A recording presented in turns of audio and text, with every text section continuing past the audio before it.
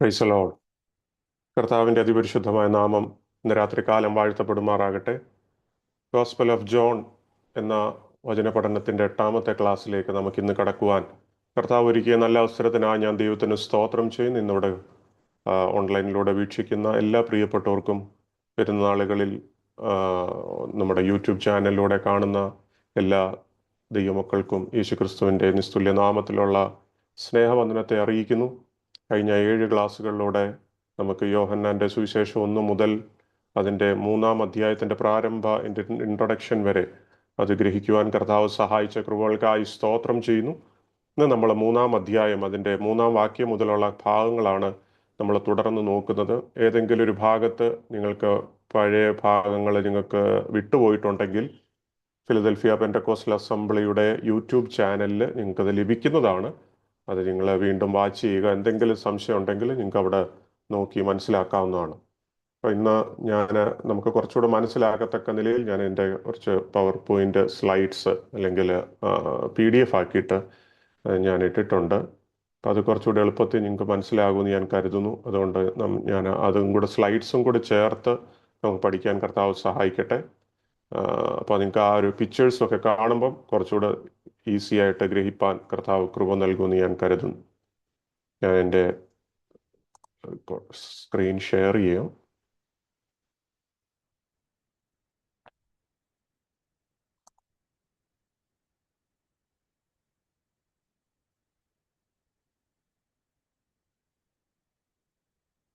കാണുന്നുണ്ടോ?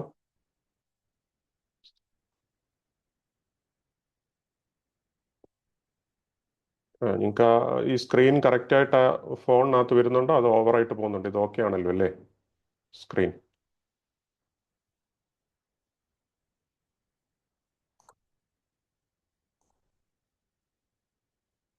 ഓക്കെ, ഒന്ന് റെസ്പോണ്ട് ചെയ്യാമോ? നിങ്ങൾക്ക് കാണുന്നുണ്ടോ സ്ക്രീന്? പക്ഷെ കാണാൻ പറ്റുന്നുണ്ട് ഫസ്റ്റ്. ഓക്കെ ഓക്കെ, യാ, പ്രൈസ് ലോർഡ്. നമ്മൾ കഴിഞ്ഞ ആഴ്ച പഠിച്ചതിൻ്റെ ഒരു വേഗത്തിലൊന്ന് അതിൻ്റെ ഒരു സമ്മറി പറഞ്ഞുകൊണ്ട് നമുക്ക് ഇന്നത്തെ ക്ലാസ്സിലേക്ക് കടക്കുവാൻ കർത്താവ് സഹായിക്കട്ടെ. നമ്മൾ കഴിഞ്ഞ ആഴ്ച യോഹന്നാൻ്റെ എഴുതിയ സുവിശേഷം അതിൻ്റെ 3-ാം അധ്യായം 1 മുതലായിരുന്നു ധ്യാനിക്കാൻ തുടങ്ങി. 1ഉം 2ഉം വാക്യമായിരുന്നു നമ്മൾ പഠിച്ചത്. അപ്പോൾ ഞാനത് കൂടുതൽ വിശദീകരിക്കുന്നില്ല. അതിൻ്റെ വിശദമായത് നിങ്ങൾക്ക് കേൾക്കണമെന്നുണ്ടെങ്കിൽ നമ്മുടെ യൂട്യൂബിനകത്ത് 7ാമത്തെ പാർട്ട് നോക്കിയാൽ ഈ ഒരു ഭാഗം നിങ്ങൾക്ക് കൂടുതൽ ഗ്രഹിക്കുവാൻ കർത്താവ് സഹായിക്കും. നമ്മളിപ്പം കഴിഞ്ഞ ആഴ്ച നിക്കോദിമോസിനെ കുറിച്ച് ആയിരുന്നു ആ ഒരു ഭാഗം തുടങ്ങുന്നത്. അപ്പോൾ നിക്കോദിമോസ് ഒരു പരീശനായിരുന്നു എന്ന് നമുക്ക് ഗ്രഹിക്കാൻ ഇടയായി തീർന്നു. പരീശന്റെ കാര്യം പറയുന്നതിന് മുമ്പാകെ നമ്മൾ സദൂക്യനും യസീൻസും ആരാണെന്ന് നമ്മൾ പറയുവാൻ ഇടയായി തീർന്നു. അപ്പോൾ അതിനെക്കുറിച്ചൊരു ചെറിയ ബ്രീഫായിട്ട് മാത്രം പറഞ്ഞ് മുമ്പോട്ട് പോട്ടെ. സദൂക്യൻസ് അവരാരായിരുന്നു നിങ്ങളോട് ഞാൻ കഴിഞ്ഞ ആഴ്ച പറഞ്ഞത്? വളരെ ധനികരായൊരു വ്യക്തികളായിരുന്നു, പ്രഭു കുടുംബത്തിലുള്ളവരായിരുന്നു. അതുകൂടാതെ അവർ ജൂയിഷ് സെക്റ്റിൻ്റെ ഏറ്റവും ഉയർന്നു നിൽക്കുന്ന ഒരു ഗ്രൂപ്പിൽപ്പെട്ടവരായിരുന്നു ഈ സാദൂക്യേഴ്സ്. ഈ 2ാം ദേവാലയത്തിൻ്റെ കാലത്താണ്, അതായത് 2nd സെഞ്ചുറി BC മുതൽ 70 സെഞ്ചുറി വരെ, അതായത് AD 70 വരെ നിലനിന്നിരുന്ന ഒരു ഗ്രൂപ്പായിരുന്നു സാദൂക്യർ. ആ ഒരു പേര് വന്നത് എങ്ങനെയായിരുന്നു എന്ന് പറയുവാനിടയിൽ ഞാൻ അല്പം സ്പീഡിലാണ് കഴിഞ്ഞ പ്രാവശ്യത്തെ കാര്യം പറയുന്നത്. അതൊന്ന് സാദോക്ക് എന്ന മഹാപുരോഹിതന്റെ പേരിൽ നിന്നാണ്, അല്ലെ അതിൻ്റെ പരമ്പരയിൽ നിന്ന്, ആ കുടുംബ പരമ്പരയിൽ നിന്ന് ഉയർന്നു വന്ന ആൾക്കാരാണ് ഈ സാദൂക്യര്. സാദോക്കാരായിരുന്നു ദാവീദിന്റെ കാലത്തും ശലോമോന്റെ കാലത്തും ഉണ്ടായിരുന്ന, ദാവീദിന്റെ കാലത്തിന്റെ അവസാന കാലങ്ങളിലും ശലോമോന്റെ പ്രാരംഭ കാലങ്ങളിലും ഉണ്ടായിരുന്ന മഹാപുരോഹിതനായിരുന്നു ഈ സാദോക്ക് എന്ന് പറയുന്ന ഈ ഒരു പുരോഹിതൻ. അദ്ദേഹത്തിന്റെ ഫാമിലിയിലുള്ള ആൾക്കാരാണ് ഈ സാദൂക്യർ. ഓക്കെ, അപ്പൊ അവരുടെ പ്രധാനപ്പെട്ട വിശ്വാസത്തെക്കുറിച്ച് നമ്മൾ സംസാരിച്ചായിരുന്നു. അവര് ഈ തോറയിൽ മാത്രം വിശ്വസിച്ചിരുന്നു, അല്ലേ? തോറയിൽ മാത്രം വിശ്വസിച്ചിരുന്നവരായിരുന്നു. അതുകൂടാതെ ഒരു സെക്കൻഡ്, അവര് ഓറൽ ട്രഡീഷൻസ് ഒക്കെ അവർ തിരസ്കരിച്ചു. ആ കാര്യങ്ങളൊക്കെ നമ്മൾ പറഞ്ഞായിരുന്നു. അല്ലാതെ മറ്റ് പ്രവചന പുസ്തകങ്ങളെ ഒന്നും അവർ അംഗീകരിക്കുന്നില്ല ഈ സാദൂക്യര്.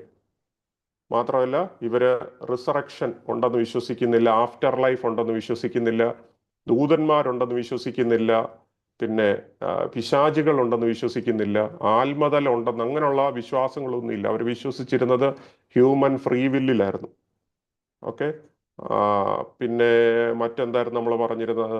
ഇവരെക്കുറിച്ച് പറഞ്ഞിരുന്നത് അവരുടെ സാമൂഹികവും രാഷ്ട്രീയപരമായ അവരുടെ ആ ഒരു സ്റ്റാറ്റസിനെ കുറിച്ചായിരുന്നു നമ്മൾ പറഞ്ഞിരുന്നത്, അല്ലേ? അവർ ഒത്തിരി ഭൂമി ഉടമസ്ഥരായിരുന്നു, അവർക്ക് ഒത്തിരി വെൽത്ത് ഉണ്ടായിരുന്നു, ലാൻഡ് ഓണേഴ്സ് ആയിരുന്നു, പ്രഭു കുടുംബക്കാരായിരുന്നു. അതുകൂടാതെ ഈ പള്ളിയുടെ പ്രധാന കൺട്രോൾ ആർക്കായിരുന്നു? ഈ സാദുക്യർക്കായിരുന്നു. യെരുശലേമിന്റെ പ്രീസ്റ്റലി ക്ലാസ് ആയിരുന്നു, പുരോഹിത വർഗമായിരുന്നു ഇവർക്ക് ആ ഒരു പള്ളിയിലെ പ്രധാന കൺട്രോൾ ഇവരുടെയിലായിരുന്നു. സന്നിധി സംഘത്തെക്കുറിച്ച് നമ്മൾ പറഞ്ഞായിരുന്നു, അവിടുത്തെ നിയമങ്ങളൊക്കെ പരിപാലിക്കുന്ന ആൾക്കാർ. അപ്പൊ ഈ സന്നിധി സംഘത്തിന്റെ മെജോറിറ്റി സീറ്റ്, കൂടുതൽ സീറ്റ്, നമ്മൾ ലോക്സഭയിൽ ഏറ്റവും കൂടുതൽ സീറ്റ് ഇപ്പം BJPക്ക് എന്ന് പറയുന്നത് പോലെ മജോറിറ്റി സീറ്റ് ഓഫ് സന്നിധി സംഘത്തിനകത്ത് ഇവർക്കായിരുന്നു, ഈ സാദുക്യർക്കായിരുന്നു. അതുകൂടാതെ ഈ റോമൻ ഭരണാധികാരികളുമായിട്ട് ഇവർ ഒത്തിരി നല്ല ടേംസിലായിരുന്നു, സമാധാനം പുലർത്തിയിരുന്നു. അതുകൊണ്ട് തന്നെ ഇവരുടെ പൊളിറ്റിക്സ് വളരെ വിജയകരമായിട്ട് മുമ്പോട്ട് പോയി. കാരണം എന്തുകൊണ്ടാണ്? ഇവരിൽ നിന്ന് ഒത്തിരി സാമ്പത്തിക നേട്ടങ്ങൾ ആർക്കുണ്ടായിരുന്നു? ഈ റോമൻ ഗവൺമെന്റിനുണ്ടായിരുന്നു. ഓക്കെ. പിന്നീട് നമ്മളതിനെക്കുറിച്ച് മനസ്സിലാക്കിയത്, ഇവർ പുതിയ നിയമത്തിൽ ഇവരെക്കുറിച്ച് പറയുന്ന ഭാഗമാണ്. പലപ്പോഴും ഇവർ യേശു കർത്താവുമായിട്ട് ക്ലാഷ് ഉണ്ടാകുന്ന സംഭവത്തെക്കുറിച്ച് നമ്മൾ പറഞ്ഞില്ലേ? കർത്താവുമായിട്ട് എപ്പോഴും ചോദ്യം ചെയ്യാനൊക്കെ കർത്താവിൻ്റെ അടുത്ത് ഇങ്ങനെ വരുമായിരുന്നു, കർത്താവിനെ വാക്കിൽ കൊടുക്കാൻ നോക്കുമായിരുന്നു. മനസ്സിലായോ? യേശു കർത്താവിൻ്റെ ഒരു വാക്കാണ് കർത്താവിനെ ക്രൂശീകരണം വരെ കൊണ്ടെത്തിച്ചത്. അതായത് മന്ദിരം പൊളിച്ച് നീ 3 നാളും കൊണ്ട് പണിയുന്നവനെ എന്നൊക്കെ പറഞ്ഞ് ഇവനെതിരെ കുറ്റം ചുമത്തിയതൊക്കെ ഈ സാദുക്യരൊക്കെ ആയിരുന്നു. പരീശന്മാരും ഉണ്ടെങ്കിലും സാദുക്യരായിരുന്നു അതിന്റെ മുൻപന്തിയിൽ നിന്നിരുന്നവർ. പിന്നെ ഇവരുടെ ഡിസപ്പിയറൻസിനെ കുറിച്ച് നമ്മൾ പറഞ്ഞല്ലേ, ഇവര് മാഞ്ഞു പോയതെന്നായിരുന്നു? അതായത് ടൈറ്റസിന്റെ കാലത്ത് ഈ റോമ ഗവൺമെന്റിന്റെ ആ ഒരു ഭരണകാലത്ത് ഈ യെരുശലേം ദേവാലയം പൂർണ്ണം കത്തി നശിച്ചു പോയ സമയത്ത് ഈ പള്ളി മുഴുവനും തകർക്കപ്പെട്ടു, അവരുടെ വെൽത്ത് നഷ്ടപ്പെട്ടു, അവരുടെ ഇൻഫ്ലുവൻസ് നഷ്ടപ്പെട്ടു. അങ്ങനെ ആ ഗ്രൂപ്പ് മുഴുവനും എന്തായി മാറി? അപ്രത്യക്ഷിതമായി മാറി മൊത്തം. അതാണ് സാദുക്യരെ കുറിച്ച് പറയാനുള്ളത്. നിങ്ങൾക്ക് ഇതിനെക്കുറിച്ച് കൂടുതൽ അറിയണമെന്നുണ്ടെങ്കിൽ കഴിഞ്ഞ വീഡിയോ നോക്കുക. എസീനിയൻസിനെ കുറിച്ച് നമ്മൾ കഴിഞ്ഞ ആഴ്ച സംസാരിച്ചായിരുന്നു. അവർ വളരെ എന്താ പറയുക, ഭക്തിയോടുകൂടി ജീവിക്കുന്നവരായിരുന്നു, അല്ലേ? അവരും അവരുടെ കാലഘട്ടം 2nd century to 1st century. അപ്പൊ അവരുടെ വേഷം ഇങ്ങനെ വൈറ്റ് കളർ ഡ്രസ്സ്, ലൈറ്റ് ആയിട്ടുള്ള വളരെ ലഘുവായിട്ടുള്ള വൈറ്റ് കളർ ഡ്രസ്സായിരുന്നു. ഇതിലൊരാളാണ് ജോൺ ദ ബാപ്റ്റിസ്റ്റ്. നിങ്ങൾക്കറിയാം, ജോൺ ദ ബാപ്റ്റിസ്റ്റിന്റെ വസ്ത്രധാര തോലുകൊണ്ട് ഉടുത്തവനും, മനസ്സിലായോ, മരുഭൂമിയിൽ കൂടുതൽ സമയം ചെലവഴിക്കുന്നവനും, അങ്ങനെ അവരുടെ ലഘുവായി ജീവിതം നയിക്കുന്ന ഒരു ഗ്രൂപ്പായിരുന്നു എസീനിയൻസ് എന്ന് പറയുന്ന ഒരു ഗ്രൂപ്പ്. അപ്പൊ അവരുടെ സ്ട്രിക്റ്റ് ആയിട്ടുള്ള റിച്വൽ ബാറ്റ്സ്, പ്യൂരിറ്റി പ്രാക്ടീസ്, ഇതൊക്കെ അവരുടെ മതപരമായിട്ടുള്ള കാര്യങ്ങളായിരുന്നു. നിർബന്ധ കുളി, രാവിലെയും വൈകിട്ടും ഉള്ള കുളി, വെള്ള വസ്ത്രം ധരിക്കുക, ഹാർഡ് ലേബർ, മനസ്സിലായോ, കൃഷിപ്പണിയായിരുന്നു. വളരെ കഷ്ടപ്പെട്ട് അവർ ജോലി ചെയ്ത് കാശുണ്ടാക്കി അവർക്ക് സ്വന്തമായിട്ട് അവരൊന്നും സമ്പാദിക്കാറില്ലായിരുന്നു, എല്ലാം പൊതുവകയായിട്ട് കണ്ടിരുന്നു. അവര് പഠിച്ചുകൊണ്ടിരുന്ന തോറ ദൈവത്തിന്റെ വചനവും, കൂടാതെ ഡിസിപ്ലിൻഡ് ലൈഫായിരുന്നു അവരുടെ ജീവിതത്തിൽ. വളരെ മാതൃകാപരമായി ജീവിക്കുന്ന, സ്ട്രിക്റ്റ് ആയിട്ട് ജീവിക്കുന്ന ആൾക്കാരായിരുന്നു ഈ എസീനിയൻസ് എന്ന് പറയുന്നത്. അവർക്ക് സ്വന്തമായിട്ട് പ്രോപ്പർട്ടി, അത് മാത്രമല്ല, ഇത് കണ്ടോ, ഇവിടെ യെരുശലേം ദേവാലയത്തെ അവരെ തിരസ്കരിച്ചു എന്ന് പറഞ്ഞാൽ അവിടുത്തെ കറപ്ഷൻസ് കാരണം അങ്ങോട്ട് പോകാതെയായി. പിന്നെ നമ്മൾ നോക്കിയത്, അവരെല്ലാം പൊതുവകയായിട്ട് എണ്ണി, അവർക്കുള്ള കാര്യങ്ങളൊക്കെ ഒരുമിച്ച് ഭക്ഷണം കഴിച്ച് അവരൊരുമിച്ച് ജീവിക്കുക, അവർക്ക് പൊതുവകയായിട്ട് അവരെല്ലാ സാധനവും കണ്ടു. മനസ്സിലായി? ഒറ്റയ്ക്കായിട്ട് അവരൊന്നും സമ്പാദിക്കാറില്ല, മറ്റുള്ളവരെ സഹായിക്കുക, ഇതൊക്കെയായിരുന്നു അവരുടെ ജീവിതത്തിലെ പ്രധാന ലൈഫ് സ്റ്റൈൽ എന്ന് പറഞ്ഞാൽ. അവർ സ്ലേവറിക്ക്, അടിമത്തത്തിനെതിരായിരുന്നു, യുദ്ധത്തിനെതിരായിരുന്നു, ഈ യുദ്ധ ഉപകരണങ്ങൾ ഉണ്ടാക്കുന്നതിൽ അവരെതിരായിരുന്നു. പിന്നെ കൂടാതെ സെലിബസി പ്രാക്ടീസ്, ഇതെല്ലാം ഭവനങ്ങളിലും ആരെങ്കിലും ഒക്കെ സെലിബസി നടത്തിയിരുന്നു. പറഞ്ഞാൽ വിവാഹം കഴിക്കാതൊക്കെ അവർ ജീവിച്ച ആൾക്കാരുണ്ടായിരുന്നു അവരുടെ കൂട്ടത്തിൽ കൂടുതൽ പേരും. അപ്പം ഇതായിരുന്നു അവരുടെ ജീവിതത്തിന്റെ ലൈഫ് സ്റ്റൈല്. ഈ കാര്യവും കഴിഞ്ഞ ക്ലാസ്സിനകത്തുണ്ടായിരുന്നു, അതുകൊണ്ടാണ് അത് വേഗത്തിൽ പോകുന്നത്. അടുത്ത നമ്മൾ ശ്രദ്ധിച്ചത് പാരസീസ് ആയിരുന്നു, പരീശന്മാരെ കുറിച്ചും നമ്മൾ കഴിഞ്ഞ ക്ലാസ്സിൽ നോക്കി. അവരുടെ വിശ്വാസത്തെക്കുറിച്ച് ഞാൻ മുമ്പ് പറഞ്ഞു. ഈ സാധുക്യരുമായിട്ട് നേരെ ഓപ്പോസിറ്റാണ്. സാദുക്യര് തോറ മാത്രം വിശ്വസിക്കുമ്പോൾ ഇവർ മുഴുവൻ ഓൾഡ് ടെസ്റ്റ്മെന്റ് മുഴുവനും വിശ്വസിച്ചിരുന്നു. ആഴ്ചയിൽ 2 തവണ ഉപവസിക്കുമായിരുന്നു. വളരെ സ്ട്രിക്റ്റ് ആയിട്ട് ദൈവവചനം പാലിക്കുന്ന ആൾക്കാർ. ടൈത്ത് കൊടുക്കുമായിരുന്നു. ശബത്ത് കൃത്യമായിട്ട് അവരെ നടത്തുമായിരുന്നു. ശാബത്ത് വളരെ ഭക്തിയോടുകൂടെ ആചരിച്ച വ്യക്തികളായിരുന്നു. ദൈവത്തിന്റെ വചനം കാണാതെ പഠിക്കുന്ന 25 വർഷത്തെയായിരുന്നു അവരുടെ ബൈബിൾ സ്കൂൾ ട്രെയിനിങ്. വളരെ എഡ്യൂക്കേറ്റഡ് ആയിട്ടുള്ള ആൾക്കാരായിരുന്നു ഈ ഫാരസീസ് എന്ന് പറയുന്ന ആൾക്കാർ. കൂടാതെ ഇവർക്കും സന്നിധി സംഘത്തിൽ നല്ല പൊസിഷൻസ് ആയിരുന്നു. അപ്പൊ ഈ കൂട്ടത്തിൽ നിക്കോദിമോസ് ഒരു ജൂനിയർ ആളല്ലായിരുന്നു. അദ്ദേഹം വളരെ സീനിയർ ആയിട്ടുള്ള ആളായിരുന്നു സന്നിധി സംഘത്തിന്റെ. സന്നിധി സംഘം 70 പേര് ചേരുന്നതാണ് സന്നിധി സംഘം, അല്ലേ? 70 പേര്. അതിനകത്തൊരു ഹൈ പ്രീസ്റ്റും ഉണ്ട്. അപ്പൊ ഈ ഹൈ പ്രീസ്റ്റും സന്നിധി സംഘത്തിനകത്ത് ഒരു പ്രധാന റോള് വഹിച്ചിരുന്ന വ്യക്തിയായിരുന്നു ഈ നിക്കോദിമോസ് എന്ന് പറയുന്ന ആള്. നല്ല എഡ്യൂക്കേറ്റഡ് ആയിട്ടുള്ള ഒരു വ്യക്തിയായിരുന്നു ഈ നിക്കോദിമോസ് എന്ന് പറയുന്ന ഒരാൾ. ഓക്കെ, തുടർന്ന് നമ്മൾ നോക്കിയത് അപ്പൊ ഈ യോഹന്നാൻ പറയുന്ന ഈ ഒരു ഭാഗം 1ഉം 2ഉം വാക്യത്തിനകത്ത് ഈ 3 കാര്യം പറയുന്നുണ്ട്. ഒന്ന്, അദ്ദേഹം പരീശനായിരുന്നു. 2, സന്നിധി സംഘത്തിലെ അംഗം. 3-ാമത്തെ കാര്യം, കർത്താവിനെ കാണാൻ എപ്പോഴാ വന്നത്? രാത്രിയിലാണ് അത് വന്നേന്നുള്ളതാണ്, അല്ലേ? രാത്രിയിൽ വന്നു. അത് എന്തിനാണ് രാത്രിയിൽ വന്നേന്നുള്ള കാര്യം കൂടെ നമ്മൾ ശ്രദ്ധിച്ചായിരുന്നു. എന്തിനായിരിക്കും? വെറുതെ അല്ല യോഹന്നാൻ ചുമ്മാതാണ് ഇത് പറഞ്ഞത്, അങ്ങനെയല്ല. വെളിച്ചവും ഇരുട്ടും തമ്മിലുള്ള അതിന്റെ വ്യത്യാസമൊക്കെ നമ്മൾ 1-ാം അധ്യായത്തിലൊക്കെ പഠിച്ചതാണ്. രാത്രിയിൽ വന്നത്, അത് ആരും അദ്ദേഹത്തെ കാണുവാൻ അദ്ദേഹം ആഗ്രഹിച്ചില്ല, അല്ലേ? ന്യായാധിപ സംഘത്തിലെ ഒരു അംഗം എന്ന നിലയിൽ അവരുടെ സഹപ്രവർത്തകരൊക്കെ യേശുവിനെ സംശയിക്കുന്ന ഒരു കാലഘട്ടമായിരുന്നു. ആ ഒരു സമയത്ത് പരസ്യമായിട്ട് വരുന്നത് ആരെങ്കിലും കണ്ടാൽ അദ്ദേഹത്തിന്റെ ജോലിയെ ബാധിക്കും, അല്ലേ? അദ്ദേഹത്തിന്റെ ജോലിയെ ബാധിക്കും. അതുകൊണ്ട് തന്നെ അദ്ദേഹം ആ ഒരു ടൈം തന്നെ അദ്ദേഹം മാറ്റി, രാത്രി തെരഞ്ഞെടുത്തു എന്നുള്ളതാണ്. അപ്പൊ മാത്രമല്ല 3 ഇടങ്ങളിൽ ഈ നിക്കോദിമോസിനെ കുറിച്ച് കാണുന്നുണ്ട്. John 3, John 7, John 19. 3 നിക്കോദിമോസിനെ കുറിച്ച് കാണുന്ന ഭാഗമൊക്കെ നമുക്ക് ഗ്രഹിക്കുവാൻ ഇടയായിത്തീരുന്നു. അപ്പം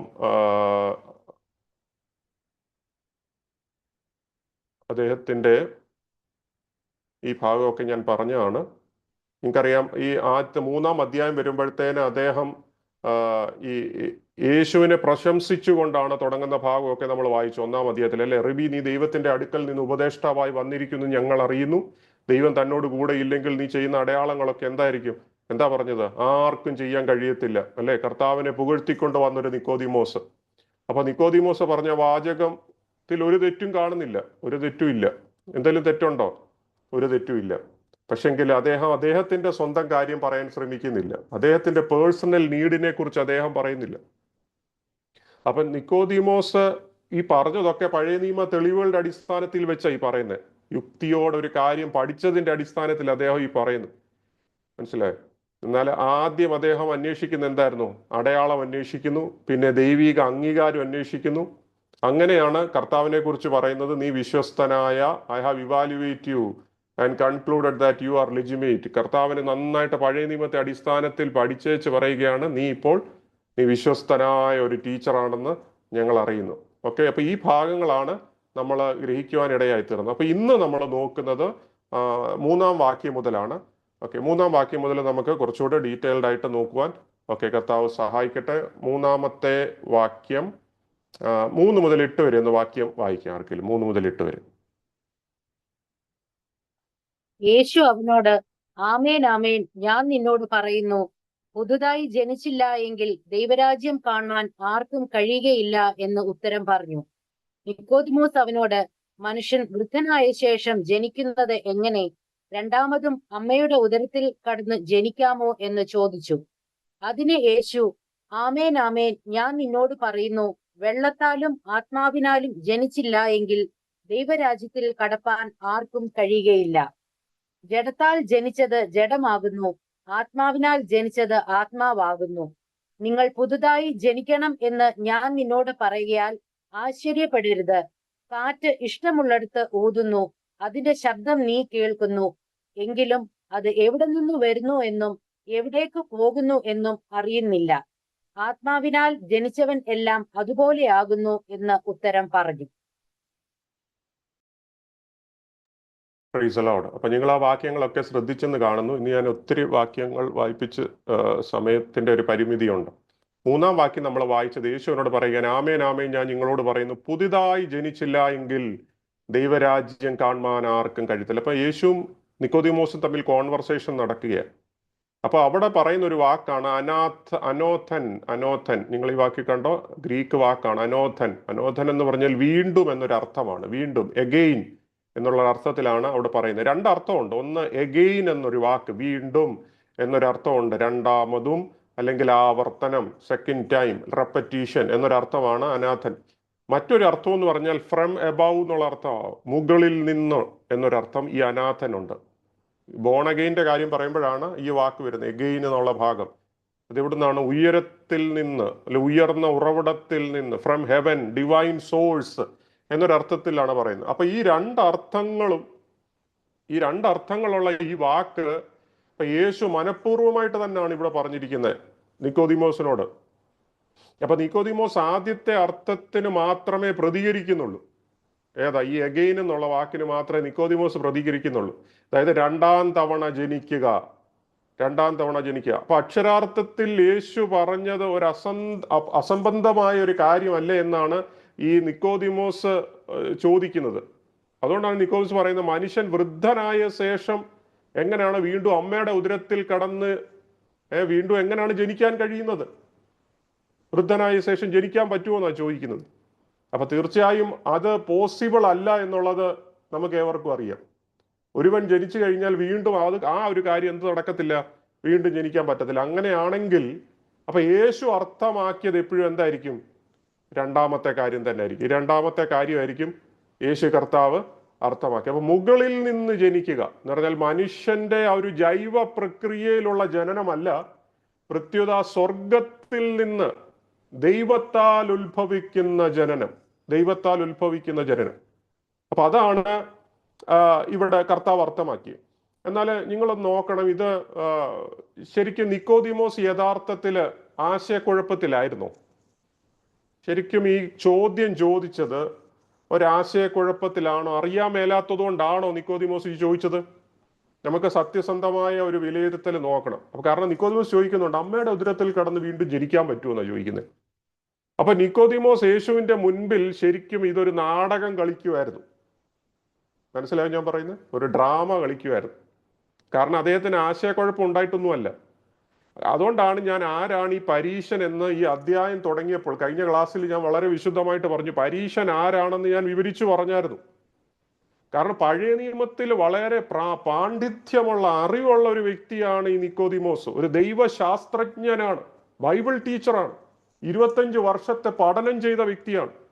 അദ്ദേഹത്തിന് എബ്രായ ബൈബിൾ അല്ലെ എബ്രായ തോറ എന്നുള്ളത് വളരെ നന്നായിട്ട് അറിയാവുന്ന ഒരു വ്യക്തിയാണ്. അപ്പൊ അതുകൊണ്ട് തന്നെ ആത്മീക പരിവർത്തനത്തിന്റെ ആശയം അദ്ദേഹത്തിന് നല്ല പരിചയമുള്ള വാക്കാണ് ഈ ആത്മീയ പരിവർത്തനം എന്താണെന്ന്. മനസ്സിലായോ? അപ്പൊ പഴയ നിയമത്തിൽ ഈ പുതുക്കൽ, റിന്യൂ എന്നതിനെ കുറിച്ചും ഈ ഉടമ്പടി പ്രവേശനത്തെ കുറിച്ചും എന്ന് പറഞ്ഞാൽ കവനന്റൽ എൻട്രി, അതിനെക്കുറിച്ചൊക്കെ പറയുമ്പോൾ ഈ പുതുജനനം എന്ന വിഷയം മനസ്സിലാക്കാൻ പഴയ നിയമത്തിൽ പോലും ജലത്തിന്റെ ചിത്രീകരണം ആവർത്തിച്ച് പറയുന്നതായിട്ട് പലയിടത്തും കാണാം. പഴയ നിയമത്തിലും ഉണ്ട് ജലത്തിന്റെ ചിത്രീകരണം. നിങ്ങൾ ആ എസെക്കിയേൽ പ്രവചനം 36-ാം അധ്യായം 25, 26, 27 വാക്യം ഒന്ന് വായിച്ച്. എസെക്കിയേൽ പ്രവചനം 36-ാം അധ്യായം 25, 26, 27 വാക്യം.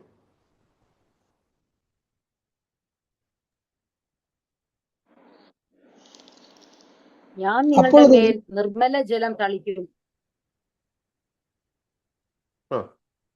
നിങ്ങൾ നിർമ്മലരായിത്തീരും.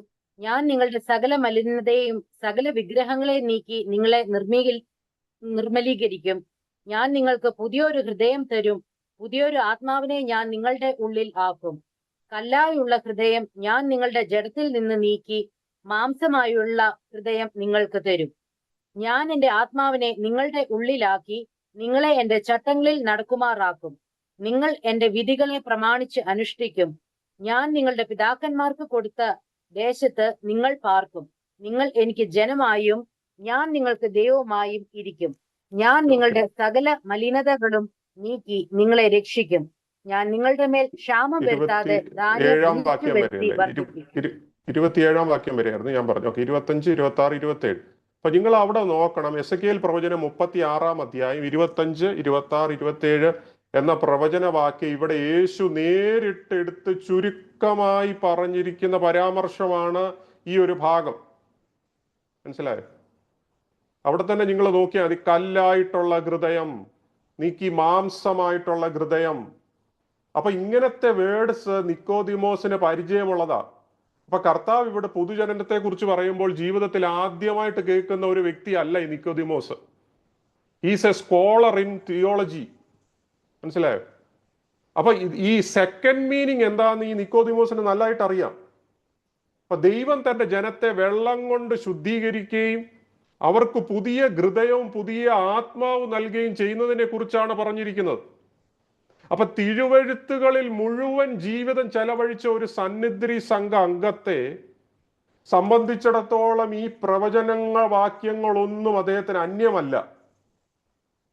ഈ വാക്കിന്റെ സെക്കൻഡ് മീനിങ് നിക്കോദിമോസിന് നല്ല പരിചയമാണ്. ഇങ്ങനത്തെ പഴയ നിയമത്തിൽ അങ്ങനെ ഒത്തിരി ഭാഗങ്ങളുണ്ട് സെക്കൻഡ് മീനിങ് ഉള്ളത്, അല്ലെ, ദ്വാർത്ഥമുള്ളത്. അപ്പൊ ഗർഭപാത്രത്തിലേക്ക് വീണ്ടും പ്രവേശിക്കുന്നതിനെ കുറിച്ചുള്ള അക്ഷരാർത്ഥത്തിലുള്ള ചോദ്യം നിക്കോദിമോസ് ചോദിക്കുന്നത് ആശയക്കുഴപ്പമുള്ള ഒരു മനുഷ്യന്റെ ചോദ്യമല്ല, അറിയാൻ മേലാത്തോണ്ട് ചോദിക്കുന്നതല്ല. യേശു പറയുന്നതിന്റെ യഥാർത്ഥ അർത്ഥം സ്വീകരിക്കാൻ ആഗ്രഹിക്കാത്ത ഒരു മനുഷ്യന്റെ ചോദ്യം. മനസ്സിലായോ? അതാണ് അദ്ദേഹത്തിന്റെ കാരണം യേശു അർത്ഥമാക്കുന്നത് എന്താണെന്ന് താൻ സമ്മതിച്ചു കൊടുത്താൽ നിക്കോദിമോസിന് ഇത്രയും കാലം കൊണ്ട് തൻ്റെ ഐഡന്റിറ്റി കെട്ടിപ്പടുത്തതെല്ലാം വൃഥാവായിപ്പോ, അല്ലേ? സമൂഹത്തിൽ അദ്ദേഹം ആരായിരുന്നു? പണ്ഡിതൻ. അദ്ദേഹത്തിന്റെ പരീശൻ എന്ന നിലയിലുള്ള വലിയ പേര്, അദ്ദേഹത്തിന്റെ വലിയൊരു ക്രെഡൻഷ്യൽസ്, അദ്ദേഹത്തിന്റെ സഭാസ്ഥാനം, ആജീവനകാലമുള്ള തന്റെ മതഭക്തി, ഇവയെല്ലാം യേശുവിന്റെ മുൻപിൽ ചെറുതായി പോകുന്നത് പോലെ. മനസ്സിലായോ? അദ്ദേഹത്തിന്റെ ഐഡന്റിറ്റി വലിയൊരു പ്രശ്നമാണ്. അതുകൊണ്ടാണ് ഞാൻ കഴിഞ്ഞ ആഴ്ച ഒരു ഉദാഹരണം പറഞ്ഞു. ഈ പോപ്പിനോട് നമ്മൾ സൺഡേ സ്കൂൾ പഠിച്ചിട്ടുണ്ടോ എന്നൊക്കെ ചോദിച്ചാൽ ശരിക്കും ഒരു എന്താണ്, അതൊരു നാണക്കേടല്ലേ? ആ മനോഭാവം എന്തായിരിക്കും? ഇതുപോലെയാണ് നിക്കോദിമോസിനോട് പറയാം, നീ വീണ്ടും ജനിക്കണമെന്ന്. നിക്കോദിമോസ് അങ്ങ് ചെറുതായി പോകുന്നത് പോലെ എന്നോട് വീണ്ടും ജനിക്കാനോ?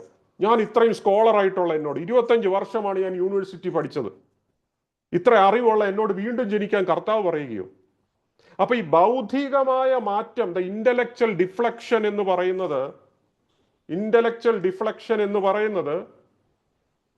ഒരു വ്യക്തി താൻ കഴിഞ്ഞ കാലങ്ങളിൽ അറിഞ്ഞ സത്യത്തിൽ നിന്ന് മാറി ചിന്തിക്കുന്നതിനെ കുറിച്ചായി പറയുന്നത്, അല്ലേ? അപ്പൊ നിക്കോദിമോസ് യേശു പറഞ്ഞ കാര്യത്തിൽ മാനസികമായി ഒട്ടും യോജിച്ചു പോകാൻ കഴിയാത്തതിനാലാണ് അവിടെ സംഭാഷണത്തെ മറ്റൊരു ദിശയിലേക്ക് അദ്ദേഹം വഴിതെളിച്ചു വിടാൻ അദ്ദേഹം ആഗ്രഹിച്ചത്. അതല്ലാതെ യേശു പറഞ്ഞ മനസ്സിലാകാഞ്ഞിട്ടല്ല. യേശു പറയുകയാണ് നീ വീണ്ടും ജനിക്കണമെന്ന് പറയുമ്പോൾ, അയ്യോ ഇത് ഞാൻ എങ്ങനെ ഇനി അമ്മയുടെ ഉദരത്തിൽ കയറി ജനിക്കുന്നതെന്നാണ് ചോദിക്കുന്നത്. അദ്ദേഹത്തിന്റെ അറിവുകേട് കൊണ്ടല്ല, അദ്ദേഹത്തിന്റെ കോൺവെർസേഷൻ, യേശുവിന്റെ കോൺവെർസേഷനെ ഒന്ന് ഡിഫ്ലക്ട് ചെയ്ത് വിട്ടതാ, ഒന്ന് വഴിതിരിച്ചു വിട്ടതാ. കാരണം അദ്ദേഹത്തിന് കീഴ്പ്പെടാൻ വയ്യ, അദ്ദേഹത്തിന് അനുസരിക്കാൻ വയ്യ, അദ്ദേഹത്തിന്റെ സ്റ്റാറ്റസ്, അദ്ദേഹത്തിന്റെ കോംപ്ലക്സ്, ഇതെല്ലാം അദ്ദേഹത്തിന് വലിയ പ്രശ്നമായിരുന്നു. അതാണ് അതിന്റെ മെയിൻ റീസൺ. മനസ്സിലായോ? അപ്പൊ അടുത്ത ഭാഗം നിങ്ങൾ നോക്കുക, 5-ാം വാക്യം ഇങ്ങനെ വായിക്കുന്നത്, അതിന് യേശു ആമേൻ ആമേൻ ഞാൻ നിന്നോട് പറയുന്നു, വെള്ളത്താലും ആത്മാവിലും ജനിച്ചില്ല എങ്കിൽ ദൈവരാജ്യത്തിൽ കടപ്പാൻ ആർക്കും കഴിയുകയില്ല. 6-ാം വാക്യം, ജഡത്തിൽ ജനിച്ചത് ജഡമാകുന്നു, ആത്മാവിനാൽ ജനിച്ചത് ആത്മാവാകുന്നു. അപ്പൊ ഇവിടെ പറയുന്ന 2 കാര്യം, വെള്ളത്താലും ആത്മാവിനാലുമുള്ള ജനനം. അപ്പൊ ഇതിന്റെ അർത്ഥം എന്താ? 3 ഇന്റർപ്രിട്ടേഷൻ ഉണ്ട് ആ ഒരു കാര്യത്തിൽ. 3 ഇന്റർപ്രിട്ടേഷൻസ്. ഒന്ന്, വെള്ളത്തെ വാട്ടറിന്റെ ബാപ്റ്റിസമായിട്ട്, അല്ലെ ജലത്തെ സ്നാനമായിട്ട് ചിത്രീകരിക്കുന്നുണ്ട്. 2, ആത്മാവിനെ ഹോളി സ്പിരിറ്റ് ആയിട്ട് ചിത്രീകരിക്കുന്നുണ്ട്. This is the first interpretation. അപ്പൊ ഇത് നമുക്ക് ഈ വാക്യത്തിൽ ആപ്ലിക്കബിൾ ആണോ എന്ന് നോക്കണം. അപ്പൊ വെള്ളത്താലും ആത്മാവിനാലും നീ ജനിച്ചില്ല എങ്കിൽ ദൈവരാജ്യത്തിൽ കടക്കയില്ലെന്ന് പറയുമ്പോൾ വെള്ളം സ്നാനമാണോ, ആത്മാവ് അല്ലെങ്കിൽ ഹോളി സ്പിരിറ്റ് ആണോ എന്നാണ് ആദ്യത്തെ ചിന്ത. ഈ വെള്ളം സ്നാനമാണെങ്കിൽ ഇതൊരു പക്ഷെ സാക്രിമെന്റൽ റീഡിംഗ് ആയിട്ട് നമുക്ക് മനസ്സിലാക്കാം. സാക്രിമെന്റൽ റീഡിംഗ് എന്ന് പറഞ്ഞാൽ എന്താ? നമ്മൾ ഈ കൂദാശപരമായ വായന, അങ്ങനെ നോക്കിയാൽ ഒരു രീതിയിൽ വേണമെങ്കിൽ ശരിയാന്ന് പറയാം. പക്ഷെങ്കിൽ കർത്താവ് ഇത് പറഞ്ഞ സാഹചര്യം മനസ്സിലാക്കണം. കർത്താവ് ഇത് പറയുന്നത് പുതിയ നിയമത്തിന്റെ സ്നാനം വരുന്നതിന്റെ മുൻപെയാണ് നിക്കോദീമോസിനോട് ഈ കാര്യം പറയുന്നത്, അല്ലേ? പുതിയ നിയമത്തിന്റെ സ്നാനം. അപ്പൊ ഇത് കറന്റ് കോണ്ടെക്സ്റ്റിലാണ് കർത്താവ് നിക്കോദീമോസിനോട് ഈ കാര്യം സംസാരിച്ചുകൊണ്ടിരിക്കുന്നത്. അപ്പൊ കറന്റ് കോണ്ടെക്സ്റ്റിൽ പറയുമ്പോൾ ഒരിക്കലും ഈ ഒരു ഭാഗം ഇവിടെ ആപ്ലിക്കബിൾ ആകത്തില്ല. ഒരിക്കലും ഈ വാട്ടർ ഈക്വൽസ് ബാപ്റ്റിസം അല്ല. അപ്പൊ അതുകൊണ്ട് ഈ ഒരു ഭാഗം തള്ളിപ്പോവും. ഈ ഒരു ഇന്റർപ്രിട്ടേഷൻ ശരിയല്ല. അടുത്ത ഇന്റർപ്രിട്ടേഷൻ നോക്കിക്കേ. ഈ വെള്ളത്തെ നാച്ചുറൽ ബെർത്ത് ആയിട്ട് എടുത്തു, സ്പിരിറ്റിനെ സ്പിരിച്വൽ ബെർത്ത് ആയിട്ട് എടുക്കുക. ഇത് ശരിയാണോ? നിക്കോദീമോസ് മനസ്സിലാക്കിയ ഈ രീതിയിലാണ്.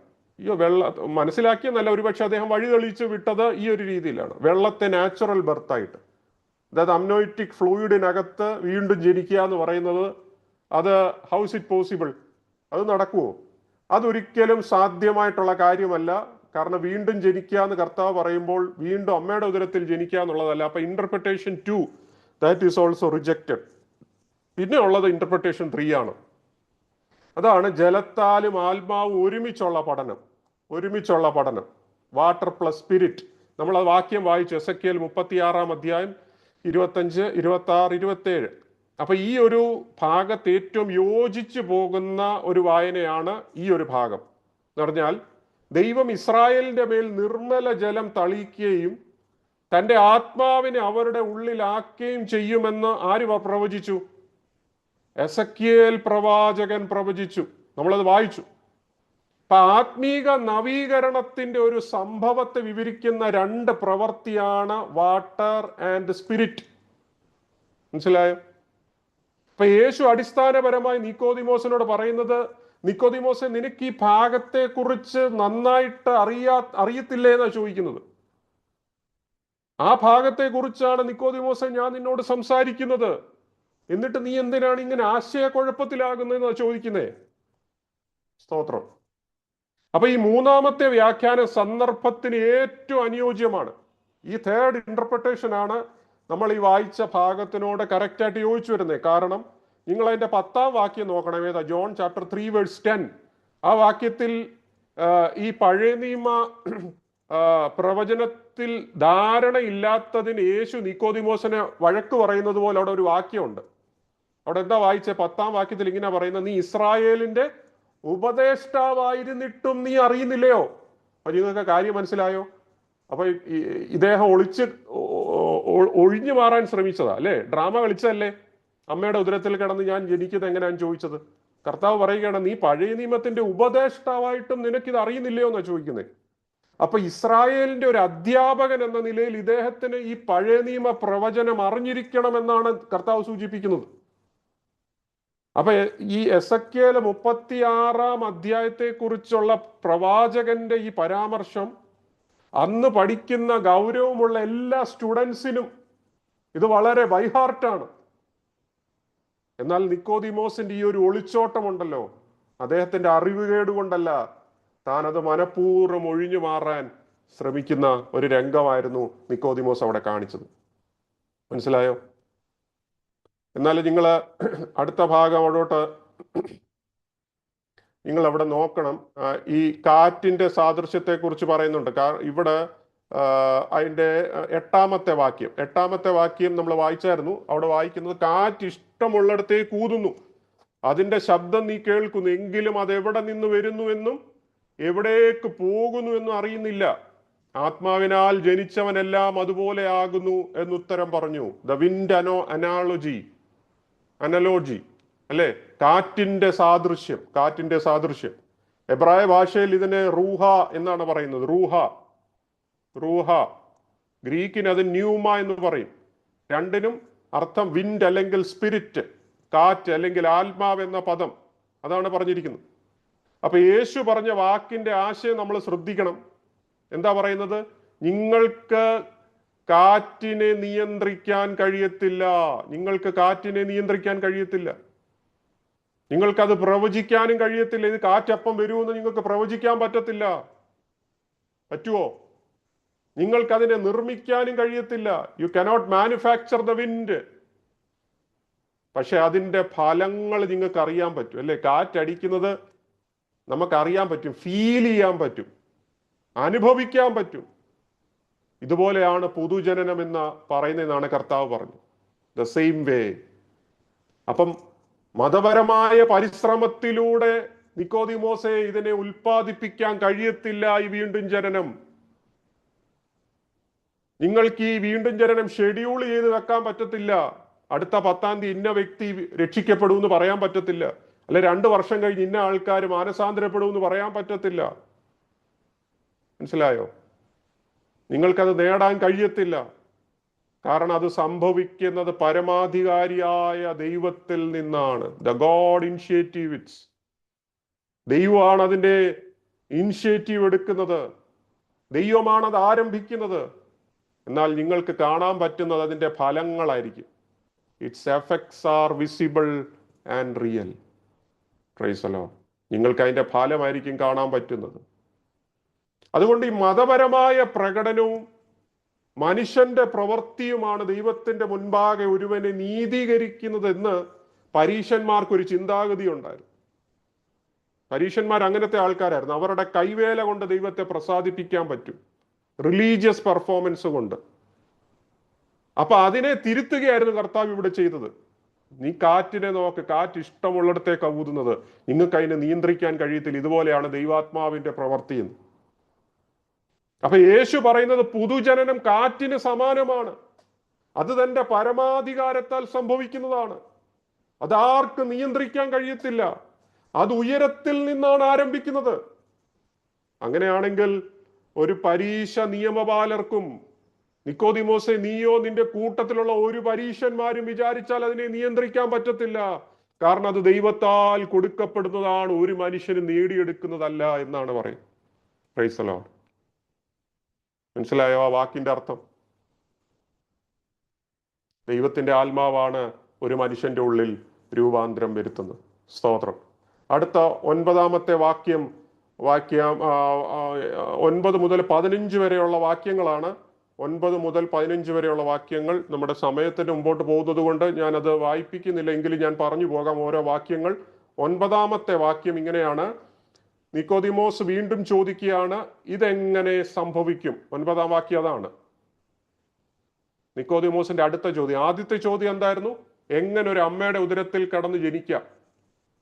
എന്നാൽ കർത്താവ് അതിന്റെ എക്സ്പ്ലനേഷൻ കൊടുത്തു, മറുപടി കൊടുത്തു കഴിഞ്ഞപ്പോൾ 9-ാം വാക്യം വരുമ്പോൾ നിക്കോദിമോസ് ചോദിക്കുന്നത്, how can these things B? ഈ കാര്യം എങ്ങനെ സംഭവിക്കും? നോക്കണം, ഇപ്പോൾ അദ്ദേഹത്തിന്റെ ചോദ്യത്തിന്റെ ശൈലി മാറി അല്ലേ? നേരത്തെ ചോദിച്ച ചോദ്യം രക്ഷപ്പെടാനുള്ള ഒരു ചോദ്യമായിരുന്നു, ഒളിച്ചോട്ടമായിരുന്നു ആ ചോദ്യത്തിന്. എന്നാൽ ഇപ്പോൾ യഥാർത്ഥമായ ഒരു ചോദ്യം അദ്ദേഹം ചോദിക്കുന്നത്, എന്തോ തന്നിൽ മാറ്റം സംഭവിച്ചു. ഇപ്പോൾ അദ്ദേഹം ഗർഭപാത്രത്തിലേക്ക് വീണ്ടും എങ്ങനെ കയറും എന്ന തരത്തിലുള്ള അസംബന്ധമായ ചോദ്യമല്ല ഇപ്പോൾ ചോദിക്കുന്നത്. ഇപ്പോൾ അദ്ദേഹം ചോദിക്കുന്നത്, കർത്താവ് ഇതെങ്ങനെ സംഭവിക്കും? It's A genuine question. നേരത്തെ അദ്ദേഹം ഒരു ഡിഫ്ലക്റ്റിംഗ് ആയിരുന്നു അല്ലേ? നേരത്തെ ഗർഭപാത്രത്തെ കുറിച്ച് ചോദിച്ച് രക്ഷപ്പെടാൻ ചോദിക്കുമായിരുന്നെങ്കിൽ ഇപ്പോൾ കർത്താവിന്റെ മറുപടി കേട്ടപ്പോൾ കർത്താവിനോട് ചോദിക്കുക, കർത്താവ് ഇതെങ്ങനെ സംഭവിക്കും? അദ്ദേഹത്തിന് എന്തൊക്കെയോ മാറ്റം വന്നു പോകും അല്ലേ?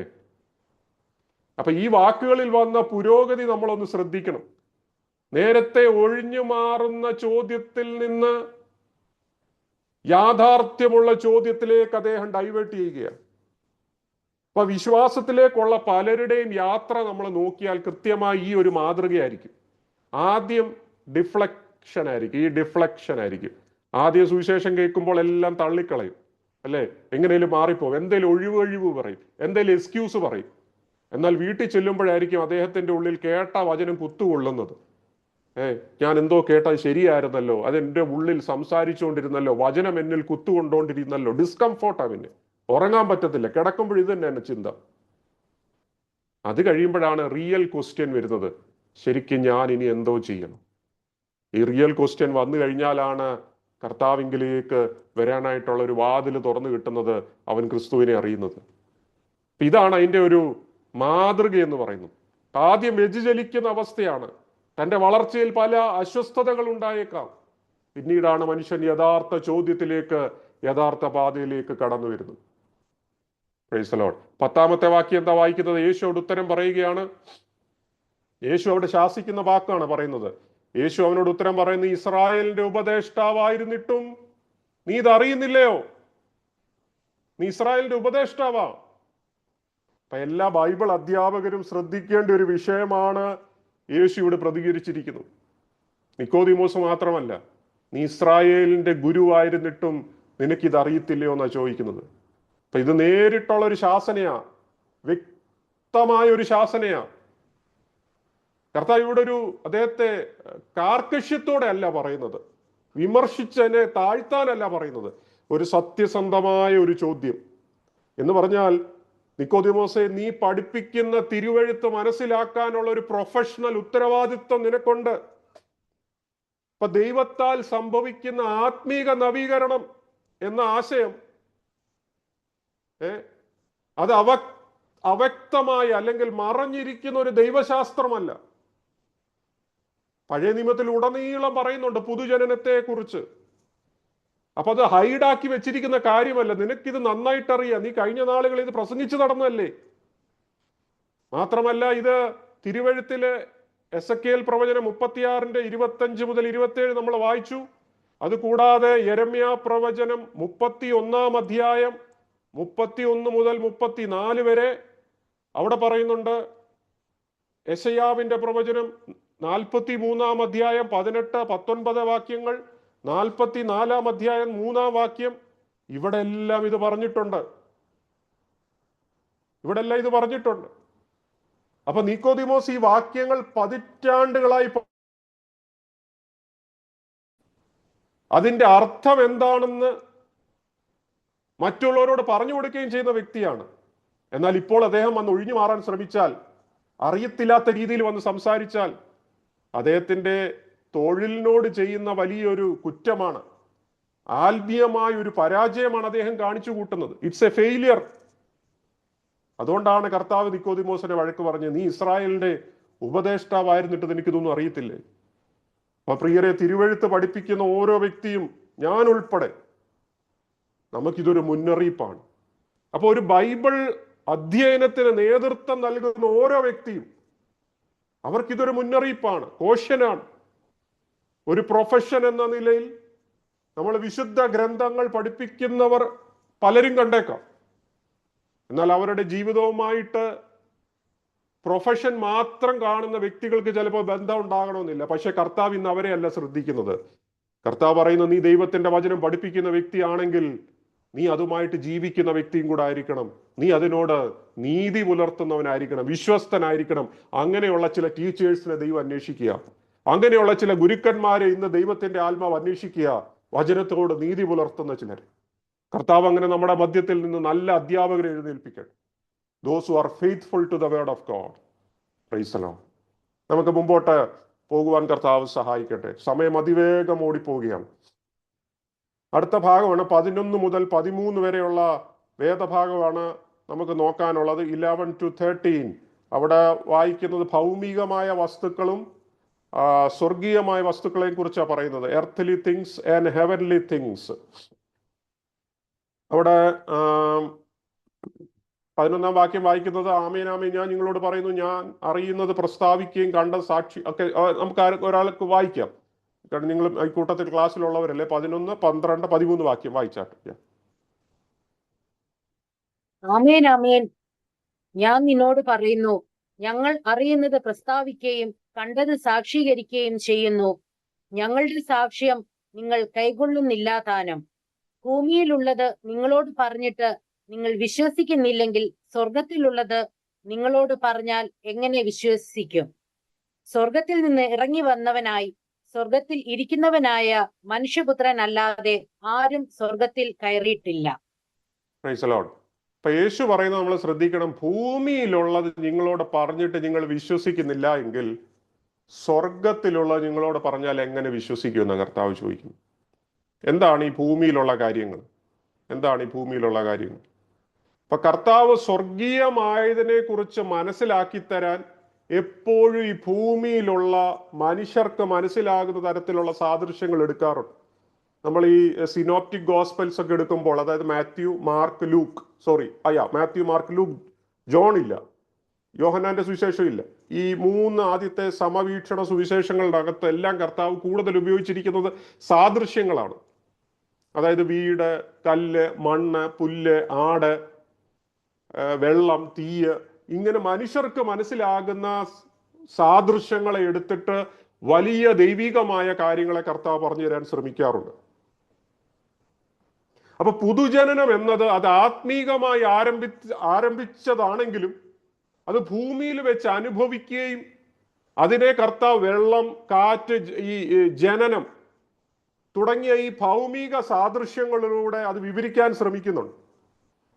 അപ്പൊ ഈ മനസ്സിലാകുന്ന രീതിയിലുള്ള ഈ സാദൃശ്യങ്ങളെ നിക്കോദിമോസിന് ഗ്രഹിക്കാൻ കഴിഞ്ഞില്ല എങ്കിൽ ദൈവത്തിന്റെ സ്വഭാവത്തെക്കുറിച്ചും വീണ്ടെടുപ്പിന്റെ പദ്ധതിയെക്കുറിച്ചും ആഴത്തിലുള്ള രഹസ്യങ്ങളെ എങ്ങനെ നിക്കോദിമോസെ നിനക്ക് മനസ്സിലാക്കാൻ കഴിയുമെന്ന് കർത്താവ് ചോദിക്കുക. കർത്താവ് ഇവിടെ ഒരു കുഞ്ഞിന്റെ ജനനം എടുത്തു പറയുന്നു, കാറ്റിനെ കുറിച്ച് പറയുന്നു, വെള്ളത്തെക്കുറിച്ച് പറയുന്നു.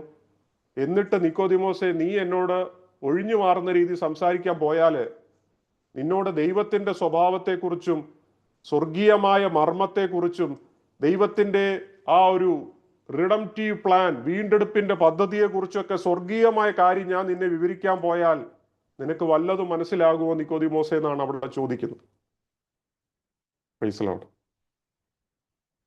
മനസ്സിലായോ? അപ്പൊ ഓരോ വ്യക്തിക്കും എങ്ങനെ വചനം ഗ്രഹിക്കണമെന്ന് യേശു കാണിച്ചു തരുന്ന ഭാഗമാണിത്. ആഴമേറിയ ആത്മീക വിഷയങ്ങളൊക്കെ മനസ്സിലാക്കുന്നതിന് മുമ്പ് നമുക്ക് ഗ്രഹിക്കാൻ എളുപ്പത്തിലുള്ള ചില സാദൃശ്യങ്ങൾ എടുത്ത് മനസ്സിലാക്കാൻ നമ്മൾ ശ്രമിക്കണം. അങ്ങനെയാണ് നമ്മൾ കട്ടിയായിട്ടുള്ള വിഷയങ്ങൾ നമ്മൾ സ്കൂളിൽ പഠിക്കുമ്പോഴും അങ്ങനെയല്ലേ, ബുദ്ധിമുട്ടേറിയ വിഷയങ്ങളെയൊക്കെ നമുക്ക് മനസ്സിലാകുന്ന ഉദാഹരണങ്ങൾ എടുത്ത് മനസ്സിലാക്കാൻ ശ്രമിക്കും. അത് പഠനത്തിന്റെ ഒരു രീതിയാണ്.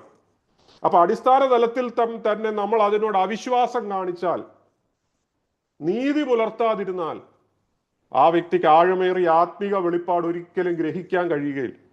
അതാണ് നിക്കോദിമോസിനോട് കർത്താവ് പറഞ്ഞതിൻ്റെ ആശയം. നിങ്ങൾ ഭൂമിയിലുള്ളത് പറഞ്ഞിട്ട് വിശ്വസിക്കുന്നില്ല എങ്കിൽ സ്വർഗത്തിലുള്ളത് എങ്ങനെ നിക്കോദിമോസെ നിനക്ക് മനസ്സിലാക്കാൻ കഴിയുമെന്നാണ് ചോദിക്കുന്നത്. അടുത്ത ഭാഗം 14-15 വാക്യങ്ങളാണ്. മോശ മരുഭൂമിയിൽ സർപ്പത്തെ ഉയർത്തിയതുപോലെ മനുഷ്യപുത്രനെയും ഉയർത്തേണ്ടതാകുന്നു. അവനിൽ വിശ്വസിക്കുന്ന ഏവനും നിത്യജീവൻ പ്രാപിക്കേണ്ടതിന് തന്നെ. അടുത്ത നിക്കോദിമോസിനോട് പറയുന്ന മെവിൻ പ്രധാന ഭാഗമാണ് 14-15 വാക്യം. അത് താമ്രസർപ്പത്തിന്റെ സാദൃശ്യം എടുത്തിട്ട് പറയുകയാണ്. താമ്രസർപ്പം അത് എവിടുന്നാണ് കോട്ട് ചെയ്തതെന്ന് അറിയാമോ?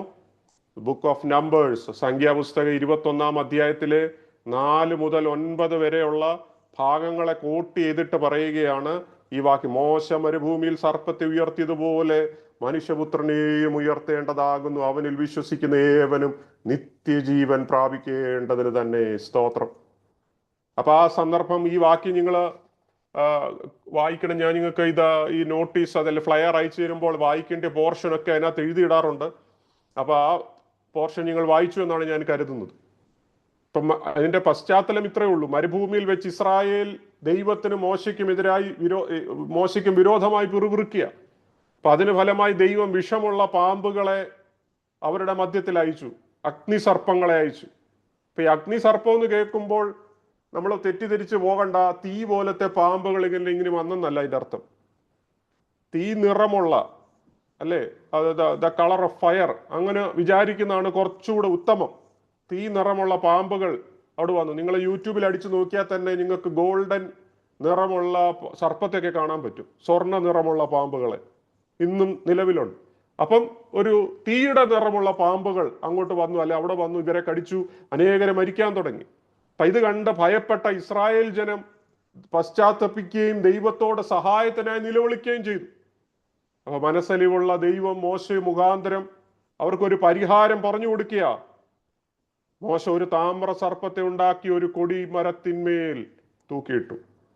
ഇപ്പൊ കടിയേറ്റ ഏത് വ്യക്തിയും ഈ സർപ്പത്തെ നോക്കിയാൽ അവർ ജീവിക്കുമെന്നാണ് കൽപ്പിച്ചത്. മനസ്സിലായി? അപ്പൊ ഇതിന്റെ സന്ദർഭം നിങ്ങൾക്കറിയാം. അപ്പൊ ഇതൊരു വിചിത്രമായ ഒരു കഥ എന്ന് പലപ്പോഴും നമുക്ക് തോന്നിപ്പോകും. എന്താണ് വിചിത്രമായ കഥ? ഒരു പാമ്പിന്റെ കടിയിൽ നിന്ന് സുഖം പ്രാപിക്കാൻ മറ്റൊരു പാമ്പിനെ നോക്കേണ്ടി വരികയാണ്. എന്തുകൊണ്ടായിരിക്കും അങ്ങനെ? അപ്പൊ ദൈവത്തിന്റെ ഈ പ്രവർത്തന രീതിയാണ് അതിന്റെ പ്രത്യേകത. കാരണം സുഖപ്പെടുത്തിയത് താമ്രസർപ്പമല്ല. പ്രത്യുത ദൈവം നൽകിയതിലേക്ക് വിശ്വാസത്തോടെ നോക്കുന്ന പ്രവൃത്തിയായിരുന്നു ഫലം ലഭിച്ചത്. അപ്പൊ രോഗശാന്തി വന്നത് അവരുടെ സ്വന്തം പരിശ്രമം കൊണ്ടല്ല, അവരുടെ യോഗ്യത കൊണ്ടല്ല. പ്രത്യുത ദൈവമായി നിയോഗിക്കപ്പെട്ട വസ്തുവിലേക്ക് വിശ്വാസത്തിൽ ആശ്രയിച്ചപ്പോഴാണ്. അപ്പൊ ഈ ഭാഗം എടുത്താണ് കർത്താവ് ഇവിടെ പറഞ്ഞിരിക്കുന്നത്. ഇതെങ്ങനെ നിങ്ങൾ കർത്താവുമായിട്ട് യോജിച്ച് പറയാൻ പറ്റും?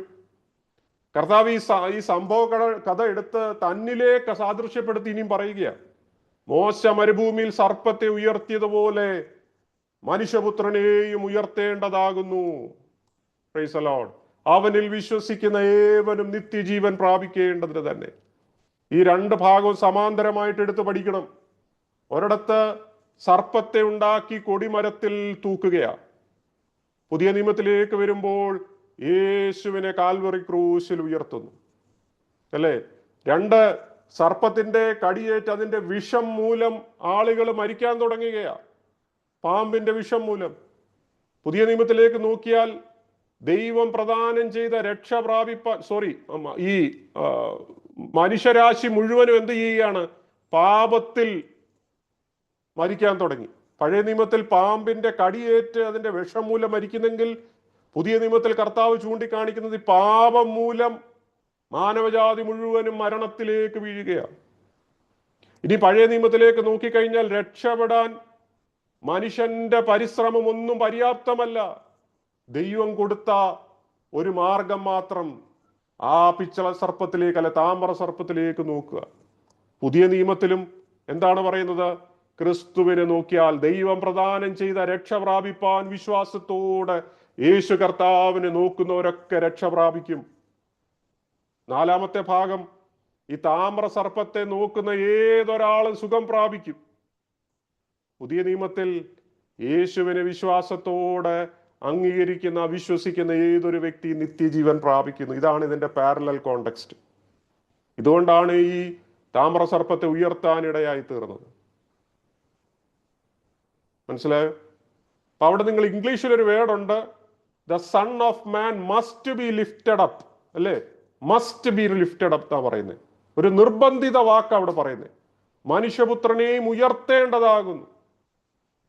അപ്പൊ ഇതൊരു അബദ്ധമായ സ്റ്റേറ്റ്മെന്റ് അല്ല, ദൈവത്തിന്റെ ഒരു ആവശ്യമാണിത്. കാരണം ക്രൂശ് എന്ന് പറയുന്നത് ഒരു പ്ലാൻ ബി അല്ല. The cross is not an accident, the cross is not an plan B. ഇതെന്താണ് പിന്നെ? മനുഷ്യന്റെ വീണ്ടെടുപ്പിന് വേണ്ടി ദൈവം മുൻകൂട്ടി നിശ്ചയിച്ചതും മുൻകൂട്ടി പ്രഖ്യാപിച്ചതുമായ ഒരു പദ്ധതിയാണ് കാൽവറി ക്രൂശിന്റെ വീണ്ടെടുപ്പ്. അതുകൊണ്ട് തന്നെ കേൾക്കുന്ന പ്രിയപ്പെട്ടവരെ, ഇന്നും ആ കാൽവറി ക്രൂശിലെ രക്ഷ സാധ്യമാണ്. അവനിൽ വിശ്വസിക്കുന്ന ഏവനും രക്ഷ പ്രാപിക്കുമെന്ന് ദൈവവചനം വിളിച്ചു പറയുക. അപ്പൊ യേശു ഇത് ഇവിടെ പറയുന്നത് നമ്മൾ പ്രത്യേകം ശ്രദ്ധിക്കണം. യേശു ആരാണെന്ന് ശിഷ്യന്മാർക്ക് പോലും പൂർണ്ണമായി മനസ്സിലാകുന്നതിന്റെ മുൻപാണ് ഈ സംഭവം നടക്കുന്നത്. കാരണം ശുശ്രൂഷയുടെ പ്രാരംഭ കാലഘട്ടമാണ്. യേശുവിനെ കൂടുതൽ അടുത്തറിഞ്ഞു വരുന്നേ ഉള്ളൂ ശിഷ്യന്മാർ പോലും. മനസ്സിലായോ? യേശുവിന്റെ പരസ്യ ശുശ്രൂഷ തുടങ്ങുന്ന സമയത്താണ് ഈ നിക്കോദിമോസുമായിട്ട് ഈ ചർച്ച നടക്കുന്നത്. ഒരു സ്വകാര്യ സംഭാഷണത്തിലാണ് കർത്താവ് ഇത് പറയുന്നത്. അപ്പൊ യേശു നിക്കോദിമോസിനോട് പറയുന്നതിന്റെ അർത്ഥം ഇത്രയേ ഉള്ളൂ: ഞാൻ മാനവജാതിക്ക് വേണ്ടി മരിക്കുവാൻ വന്നവനാണ്, ഞാൻ ക്രൂശിൽ ഉയർത്തപ്പെടും. വിശ്വാസത്തോടെ ആ ക്രൂശിൽ അല്ലെങ്കിൽ ആ യേശുവിൽ നോക്കുന്ന എല്ലാവരുടെയും നിത്യമരണം നിത്യജീവനിലേക്കുള്ള ഉപാധിയായി മാറും. Those who look at the cross, അവന്റെ നിത്യമരണം, his eternal death should be changed to the eternal life. Hallelujah. ഇതാണ് അവിടെ പറഞ്ഞതിന്റെ ആശയം എന്ന് പറഞ്ഞു. Price the Lord. അപ്പം രക്ഷ എന്ന് പറഞ്ഞാൽ ഒരിക്കലും ഒരു മാനുഷിക എഫേർട്ട് കൊണ്ടല്ല, കർത്താവായ യേശു ക്രിസ്തുവിലുള്ള വിശ്വാസത്താലാണ് ഒരു മനുഷ്യന് രക്ഷ ലഭിക്കുന്നത് എന്നുള്ളത് കർത്താവ് വളരെ വ്യക്തമായി തന്റെ വചനത്തിലൂടെ വിളിച്ചു പറയുന്ന ഒരു ഭാഗമാണ്. അടുത്ത വാക്യം, 16-ാമത്തെ വാക്യം, വളരെ ശ്രദ്ധേയമായ വാക്യം, എല്ലാവർക്കും ബൈഹാർട്ടായിട്ടുള്ള വാക്യമാണ്. യോഹന്നാൻ എഴുതിയ സുവിശേഷം 3-ാം അധ്യായം അതിന്റെ 16-ാം വാക്യം. എന്താണ് ആ വാക്യം? തന്റെ ഏകജാതനായ പുത്രനിൽ വിശ്വസിക്കുന്ന ഏവനും നശിച്ചു പോകാതെ നിത്യജീവൻ പ്രാപിക്കേണ്ടതിന് ദൈവം അവനെ നൽകുവാൻ തക്കവണ്ണം ലോകത്തെ സ്നേഹിച്ചു. 17-ാം വാക്യം, ദൈവം തന്റെ പുത്രനെ ലോകത്തിൽ അയച്ചത് ലോകത്തെ വിധിപ്പാനല്ല, ലോകം അവനാൽ രക്ഷിക്കപ്പെടുവാനത്രേ. 18-ാം വാക്യം കൂടെ വായിക്കുന്നു, അവനിൽ വിശ്വസിക്കുന്നവന് ന്യായവിധിയില്ല, വിശ്വസിക്കാത്തവന് ദൈവത്തിന്റെ ഏകജാതനായ പുത്രന്റെ നാമത്തിൽ വിശ്വസിക്കായികയാൽ ന്യായവിധി വന്നു കഴിഞ്ഞു. Price the Lord. ഇവിടെ ഈ 16-ാം വാക്യം നമ്മൾ വളരെ ആഴത്തിലേക്ക് നോക്കേണ്ടതായിട്ടുണ്ട്. ഇതിനകത്തൊരു ഡേഞ്ചർ ഓഫ് ഫെമിലാരിറ്റി ഉണ്ട്. എന്താണ് ഈ ഡേഞ്ചർ ഓഫ് ഫെമിലാരിറ്റി എന്ന് പറഞ്ഞാൽ? പരിചയത്തിന്റെ ഒരു അപകടത. പരിചയത്തിന്റെ ഒരു അപകടത. അപ്പൊ നമ്മൾ ഈ വാക്യത്തിലേക്ക് ചാടുന്നതിന്റെ മുൻപേ ഇതിനെക്കുറിച്ചൊന്ന് മനസ്സിലാക്കണം. ഈ ബൈബിളിൽ ഏറ്റവും കൂടുതൽ പ്രാവശ്യം ഉദ്ധരിക്കപ്പെട്ട, ഏറ്റവും കൂടുതൽ പ്രാവശ്യം അച്ചടിക്കപ്പെട്ട, ഏറ്റവും കൂടുതൽ പ്രാവശ്യം ആൾക്കാർ മനഃപ്പാടമാക്കിയ ഒരു വാക്യമാണ് യോഹന്നാൻ എഴുതിയ സുവിശേഷം 3-ാം അധ്യായം 16-ാം വാക്യം, അല്ലേ? നിങ്ങൾ പലയിടങ്ങളിൽ ഈ വാക്യത്തിന്റെ ഫ്ലെക്സ് ബോർഡുകളൊക്കെ നിങ്ങൾ കണ്ടിട്ടുണ്ട്. വീടുകളിൽ പോലും ഇതിന്റെ ഫ്ലെക്സ് ബോർഡുകളുണ്ട്. പല വണ്ടികളിൽ ഇതിന്റെ സ്റ്റിക്കറുകൾ ഒട്ടിച്ചിട്ടുണ്ട്. പല ഈ കോഫി മഗ്ഗിനകത്ത് പോലും, കാപ്പി കുടിക്കുന്ന മഗ്ഗെ പോലും ഈ വാക്യം എഴുതിയിട്ടുണ്ട്. അങ്ങനെ ഇങ്ങനെ പലയിടത്തും ഈ വാക്യം കാണുന്നത് കൊണ്ട് നിരന്തരം കണ്ട പരിചയത്താൽ ഈ വാക്യത്തിന്റെ പ്രാധാന്യം പലരും ചിന്തിക്കാതെ പോകാറുണ്ട്. കാരണം ബൈബിളിലെ ഏതെങ്കിലും വാക്യം, ബൈബിളിലെ മാത്രമല്ല, ഏതെങ്കിലും കാര്യങ്ങൾ നമ്മൾക്കൊരു സ്ലോഗനായിട്ട് മാറുമ്പോൾ, ഒരു മുദ്രാവാക്യമായി മാറുമ്പോൾ പലപ്പോഴും അതിന്റെ പ്രസക്തി നമ്മൾ ഗ്രഹിക്കാതെ പോകും. അങ്ങനെ ഒരു വിഷയമാണ് ലോർഡ്സ് പ്രയർ, അല്ലേ? പലരും ഈ ലോർഡ്സ് പ്രയർ കാണാതെ പഠിച്ച് ചൊല്ലാറുണ്ട്. സ്വർഗസ്വനായ ഞങ്ങളുടെ പിതാവേ, നിന്റെ രാജ്യം വരണമേ, നിന്റെ ഇഷ്ടം സ്വർഗത്തിലെ പോലെ ഭൂമിയിലാകണം, ഇങ്ങനെ പറഞ്ഞ് നിരന്തരമായി ചൊല്ലുമ്പോൾ എല്ലാ ദിവസവും പലതവണ ഇത് ചൊല്ലുന്ന ആൾക്കാരുണ്ട്, സഹോദരങ്ങളുണ്ട്. പക്ഷെ ഇതിന്റെ അർത്ഥം എത്ര പേര് ഗ്രഹിക്കുന്നുണ്ട്? പലരും അന്യഭാഷ പറയുന്നത് ആത്മാവിലായിരിക്കത്തില്ല, പഴയ പരിചയത്തിന്റെ പുറത്തായിരിക്കും, അല്ലേ? കാരണം ഇത് ഫെമിലിയാരിറ്റി വന്നു കഴിഞ്ഞാൽ അതിന്റെ അർത്ഥം പലരും ചിന്തിക്കാതെ പോകും. നമ്മൾ സ്കൂളിലൊക്കെ പഠിക്കുമ്പോൾ ഈ നാഷണൽ ആന്തം പാടുമായിരുന്നു, അല്ലേ? ജനഗണമന അതിനായക ജയ, ഇങ്ങനെയൊക്കെ പാടിപ്പോവും. ആരാ ഇതിനെക്കുറിച്ച് ഇതിന്റെ അർത്ഥം ചിന്തിക്കുന്നത് അന്നേരം, അല്ലേ? സ്കൂളിൽ 4 മണിയായി, ബെല്ലടിക്കാറായി, എങ്ങനെയും വീട്ടിൽ ഓടണം, അല്ലെ ബസ്സേ കയറണം എന്നുള്ള ചിന്തയില്ല. പക്ഷെ നാഷണൽ ആന്തം പാടിയിട്ട് ഇറങ്ങാൻ പറ്റത്തുള്ളൂ. അപ്പൊ ഇത് ഫെമിലിയാരിറ്റി വന്നു കഴിഞ്ഞാൽ പല പ്രശ്നം എന്ന് പറഞ്ഞാൽ ഇതിന്റെ അർത്ഥം ഗ്രഹിക്കത്തില്ല. അതുപോലൊരു വാക്യമാണ് ഈ 3:16. അപ്പൊ നമ്മൾ ഈ വാക്യത്തിന്റെ അർത്ഥം ഒന്ന് ഗ്രഹിക്കാൻ പോവുകയാണ്. 3:16 എന്താണ് പറഞ്ഞിരിക്കുന്നത്? വേഴ്സ് ബൈ വേഴ്സ് ആയിട്ട് മനസ്സിലാക്കണം.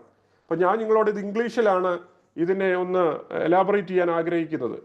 അപ്പൊ ഇംഗ്ലീഷിൽ നമ്മളിത് വായിക്കുമ്പോൾ മലയാളത്തിന്റെ നേരെ ഓപ്പോസിറ്റ് ആയിട്ടാണ് അതിന്റെ വേർഡിങ്സ് വരുന്നത്. Four God so loved the world എന്നുള്ളത് മലയാളത്തിൽ ഏറ്റവും അവസാനമാണ് പറയുന്നത്. എങ്കിലും നമ്മൾ ഈ ഒരു രീതിയിൽ, ഇംഗ്ലീഷിലെ ഒരു രീതിയിൽ നമുക്കിത് ഗ്രഹിക്കാൻ ശ്രമിക്കാം. ഇംഗ്ലീഷ് പറയുന്നത്, four God so loved the world that he gave his only son, that whoever believes in him shall not perish but have eternal life. ആദ്യത്തെ ഭാഗം നിങ്ങൾ ശ്രദ്ധിക്കണം. For God so loved the world. God so loved the world. ഇംഗ്ലീഷിൽ ഈ so എന്ന വാക്ക് വളരെ പ്രാധാന്യമാണ്. ഗ്രീക്കിൽ ഇതിന്റെ പ്രപ്പോസിഷൻ ഒക്കെ വളരെ ഇമ്പോർട്ടൻ്റ് ആയിട്ടാണ്. ഇതിന്റെ പ്രപ്പോസിഷൻ, അതിനകത്ത് എല്ലാ അർത്ഥമുണ്ട്. ഈ സോ എന്ന വാക്കിൽ ഹൂട്ടോസ് എന്ന് പറയുന്നത്, ഇതിന് 2 അർത്ഥമുണ്ട്. ഹൂട്ടോസ് എന്ന അർത്ഥം വാക്കിൽ 2 അർത്ഥം. ഒന്ന്, ഇൻ ദിസ് വേ എന്ന് പറഞ്ഞാൽ ഈ രീതിയിൽ എന്നൊരർത്ഥമുണ്ട്, ഈ രീതിയിൽ. രണ്ടാമത്, ടു ദിസ് എക്സ്റ്റെൻഡ്, ഇത്രമേൽ എന്നൊരു അർത്ഥവും കൂടെ ഉണ്ട്.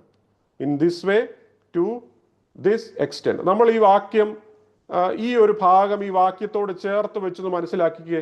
ഈ 2 അർത്ഥങ്ങളും പ്രധാനമാണെന്ന് നമുക്ക് മനസ്സിലാവും. For God so loved the വേൾഡിന് പകരം നിങ്ങളൊന്ന് നേരെ തിരിച്ചൊന്ന് മനസ്സിലാക്കി. In this way God loved the world, God loved the world, in this way God loved the world എന്ന് പറഞ്ഞാൽ ഈ രീതിയിൽ ദൈവം ലോകത്തെ സ്നേഹിച്ചു എന്ന് പറയുമ്പോൾ ആ സ്നേഹം എങ്ങനെ എന്ന് പിതാവ് വെളിപ്പെടുത്തുകയാണ്. അപ്പൊ അതൊരു പ്രത്യേക പ്രവൃത്തിയിലൂടെ പ്രകടിപ്പിക്കുന്ന സ്നേഹമാണ്. ആരും ഇന്നേ വരെ ചെയ്യാത്ത ആ ഒരു രീതി എന്താണ്? സ്വന്തം പുത്രനെ ബലി നൽകിക്കൊണ്ട് ആ സ്നേഹം പ്രദർശിപ്പിക്കുക. ഇൻ ദിസ് വേ. മനസ്സിലായോ? രണ്ടാമത്തെ അർത്ഥം നോക്കിക്കേ, ടു ദിസ് എക്സ്റ്റെൻഡ്. അങ്ങനെ ഒന്ന് നോക്കിക്കേ, അങ്ങനെ ഒന്ന് വായിച്ചു നോക്കിക്കേ. To this extent God loved the world. ഇത്രമേൽ ദൈവം ലോകത്തെ സ്നേഹിച്ചു. ഇത്രമേൽ ദൈവം ലോകത്തെ സ്നേഹിച്ചു എന്ന് പറയുമ്പോൾ സ്നേഹത്തിന്റെ ആഴത്തെയാ കാണിക്കുന്നത്, അല്ലേ? അതിന്റെ ആഴം അളക്കുന്നത് അതിന്റെ വില കൊണ്ടാണ്, അതിന്റെ കോസ്റ്റ് കൊണ്ടാണ്. അപ്പൊ സ്നേഹത്തിന്റെ അളവുകോൽ എന്നത് അതിന്റെ ലക്ഷ്യത്തിന് വേണ്ടി വിലപ്പെട്ട ഒന്നിനെ ഉപേക്ഷിക്കാൻ സന്നദ്ധരാകുമ്പോഴാണ്. എന്താണ് അതിന്റെ ലക്ഷ്യം? അതിന്റെ ലക്ഷ്യമാണ് ലോകം, അല്ലെങ്കിൽ ഈ മാനവജാതി. എന്താണ് ഉപേക്ഷിച്ചത്? കർത്താവായ യേശു കർത്താവിനെ, വിലപ്പെട്ടതൊന്നിനെ ഉപേക്ഷിക്കുക. ലോകത്തിന് വേണ്ടി വിലപ്പെട്ട ഒന്നിനെ ഉപേക്ഷിക്കുന്നതാണ് ആ വാക്കിന്റെ അർത്ഥം. അങ്ങനെയാണെങ്കിൽ എൻ്റെ പ്രിയരെ, ഈ സ്നേഹത്തിന് വേണ്ടി ലക്ഷ്യം എന്നത് എന്തായിരുന്നു? മാനവജാതി. യേശു ആരോടാണ് ഇത് സംസാരിക്കുന്നത് നിങ്ങൾ ഓർക്കണം. യഹൂദ തിരുവെഴുത്തുകളെ കുറിച്ച്, ദൈവരാജ്യത്തെ കുറിച്ചുള്ള യഹൂദ ആശയങ്ങളൊക്കെ നന്നായി അറിയാവുന്ന ഒരു യഹൂദ റബിയുമായിട്ട്, നിക്കോദിമോസുമായിട്ടുള്ള ഒരു സംഭാഷണമാണിത്. അപ്പൊ യേശു ദൈവസ്നേഹത്തിന്റെ വ്യാപ്തി ഈ കോസ്മോസിലേക്ക് എന്ന് പറഞ്ഞാൽ ലോകത്തിലേക്ക് വിപുലീകരിച്ച് പറയുക, എക്സ്റ്റെൻഡ് ചെയ്ത് പറയുകയാണ്. എന്ന് പറയുമ്പോൾ അതിനകത്ത് മുഴുവൻ ട്രൈബ് പെടുക, എല്ലാ മനുഷ്യരും, എല്ലാ രാജ്യവും, ഓരോ വ്യക്തിയും, ഓരോ തലമുറയും ഇതിനകത്ത് വ്യാപിച്ചു കിടക്കുക. Four God so loved the world. അപ്പൊ അവന് ദൈവത്തിന് ഗോത്രം വിഷയമല്ല, അത് ന്യായപ്രമാണം ലഭിച്ചവർക്ക് മാത്രമല്ല, അത് മനുഷ്യരാശിയെ മുഴുവൻ ഉൾക്കൊള്ളുന്നതാണ് ആ ഒരു ഭാഗം. അടുത്തത്, four God so loved the world that he gave his one and only son, that he gave his one and only son. തന്റെ ഏകജാതനായ പുത്രനെ കൊടുത്തു. എന്താണ് ഈ ഏകജാതനായ പുത്രൻ? ഏകജാതൻ എന്ന വാക്കിന്റെ അർത്ഥം മോണോജനസ്. മോണോജനസ് എന്ന് പറഞ്ഞ യുണീക്ക്, യുണീക്ക് എന്നുള്ളൊരർത്ഥമാണ്. അദ്വിതീയമായതാണ് കറക്റ്റ് മലയാളമിന്റെ. എന്ന് പറഞ്ഞാൽ ഈ ഞാനിപ്പോ പടത്തിനകത്ത് കാണിച്ചിരിക്കുന്ന പിതാവിന് ഇച്ചിരി പ്രായമുള്ളതായിട്ടും പുത്രന് പ്രായം കുറഞ്ഞതായിട്ടൊരു ചിത്രമാണ്. ഇത് നമുക്ക് മനസ്സിലാക്കാൻ വേണ്ടിയാണ് ഇങ്ങനെ ഒരു ചിത്രം വരച്ചിരിക്കുന്നത്. പക്ഷെ ഈ ഒരു ആശയമല്ല. ദൈവത്തെക്കുറിച്ചൊക്കെ മനസ്സിലാക്കാനൊക്കെ നമുക്കൊരു പരിമിതികളുണ്ട്, നമുക്ക് ലിമിറ്റേഷൻസ് ഉണ്ട്. എന്നാൽ നമ്മൾ ഇത് മനസ്സിലാക്കുമ്പോൾ പിതാവ് ആദ്യം ജനിച്ചു, പുത്രൻ പിന്നീട് ജനിച്ചു എന്നൊരാശയമേ അല്ല. പിതാവ് എന്നു മുതലുണ്ടോ അന്നു മുതൽ പുത്രനും ഉണ്ട്. റിലേഷണൽ ഹൈറാർക്കിയാണ് മനസ്സിലാക്കേണ്ടത്. പിതാവിനോടൊപ്പം തുല്യനായ, എന്നാൽ പിതാവിന് വിധേയപ്പെടുന്ന ഒരുവനാണ് പുത്രൻ. അതുകൊണ്ടാണ് തന്നെ പുത്രൻ എന്നുള്ള പേരിന് യോഗ്യനാക്കി തീർത്തിരിക്കുന്നത്. പിതാവിന് കീഴ്പ്പെടുന്നവൻ. മനസ്സിലായോ? അല്ലാതെ പിതാവ് നേരത്തെ ഉണ്ടായിരുന്നു പിന്നെ എപ്പോഴോ പുത്രൻ ജനിച്ചു എന്നുള്ള അർത്ഥത്തിലല്ല. Unique, one of a kind. പിതാവ് എന്താണോ അത് തന്നെ പുത്രൻ. അതുകൊണ്ടാണ് എന്നെ കണ്ടവൻ പിതാവിനെ കണ്ടിരിക്കുന്നു എന്ന് പറഞ്ഞത്. വൺ ഓഫ് ഹിസ് കൈൻഡ് എന്നാണ് അതിന്റെ അർത്ഥം. അപ്പൊ ജീവശാസ്ത്രമായ അർത്ഥത്തിൽ കേവലം ഒരു കുട്ടിയല്ല ഇത്. അപ്പൊ ഇത് പുത്രന്റെ മാത്രം പ്രത്യേകതയാണ് മോണോജനസ് എന്ന് പറയുന്നത്. അവനെ പോലെ മറ്റൊരാളില്ല, അവന് പകരക്കാരനില്ല, അവന് പ്രതിപുരുഷന്മാരില്ല. ദൈവം തൻ്റെ പുത്രനെ നൽകിയെന്നാണ്. ദൈവം തൻ്റെ പുത്രനെ നൽകി. ഇപ്പൊ കൊടുക്കുക, ഗേവ്. ഈ കൊടുക്കുക അല്ല നൽകി എന്ന ഭാഷ ഈ യോഹന്നാന്റെ സുവിശേഷത്തിൽ നിങ്ങൾക്ക് പലയിടത്തും കാണാൻ പറ്റും.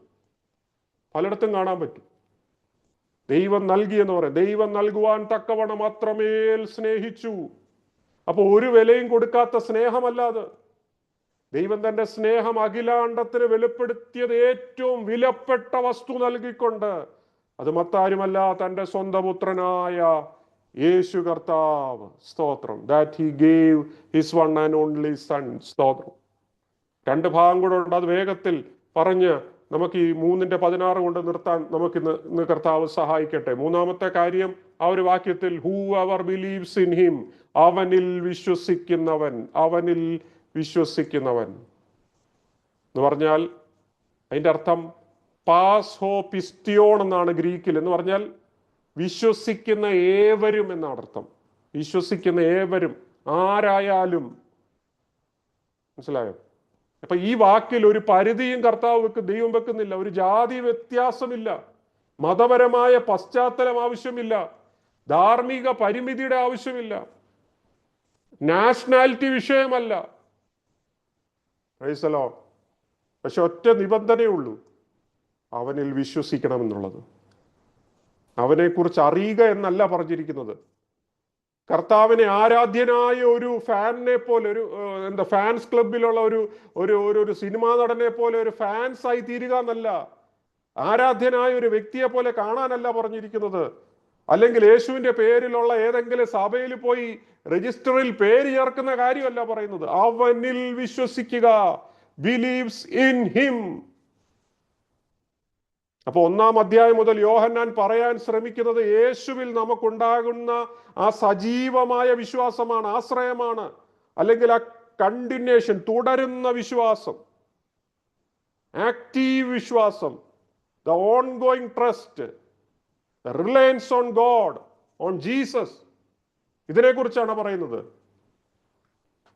ഇവിടെയാണ് നമ്മൾ കഴിഞ്ഞ സെക്ഷനിൽ 2-ാം അധ്യായം അവസാനിക്കുമ്പോൾ 2:23 മുതൽ 25 വരെയുള്ള വാക്യത്തോട് ചേർത്ത് യോഹന്നാൻ 3:16 നമ്മൾ വായിക്കണം. 2-ാം അധ്യായം 23, 24, 25. അവിടെ എന്താ നമ്മൾ വായിച്ചത്?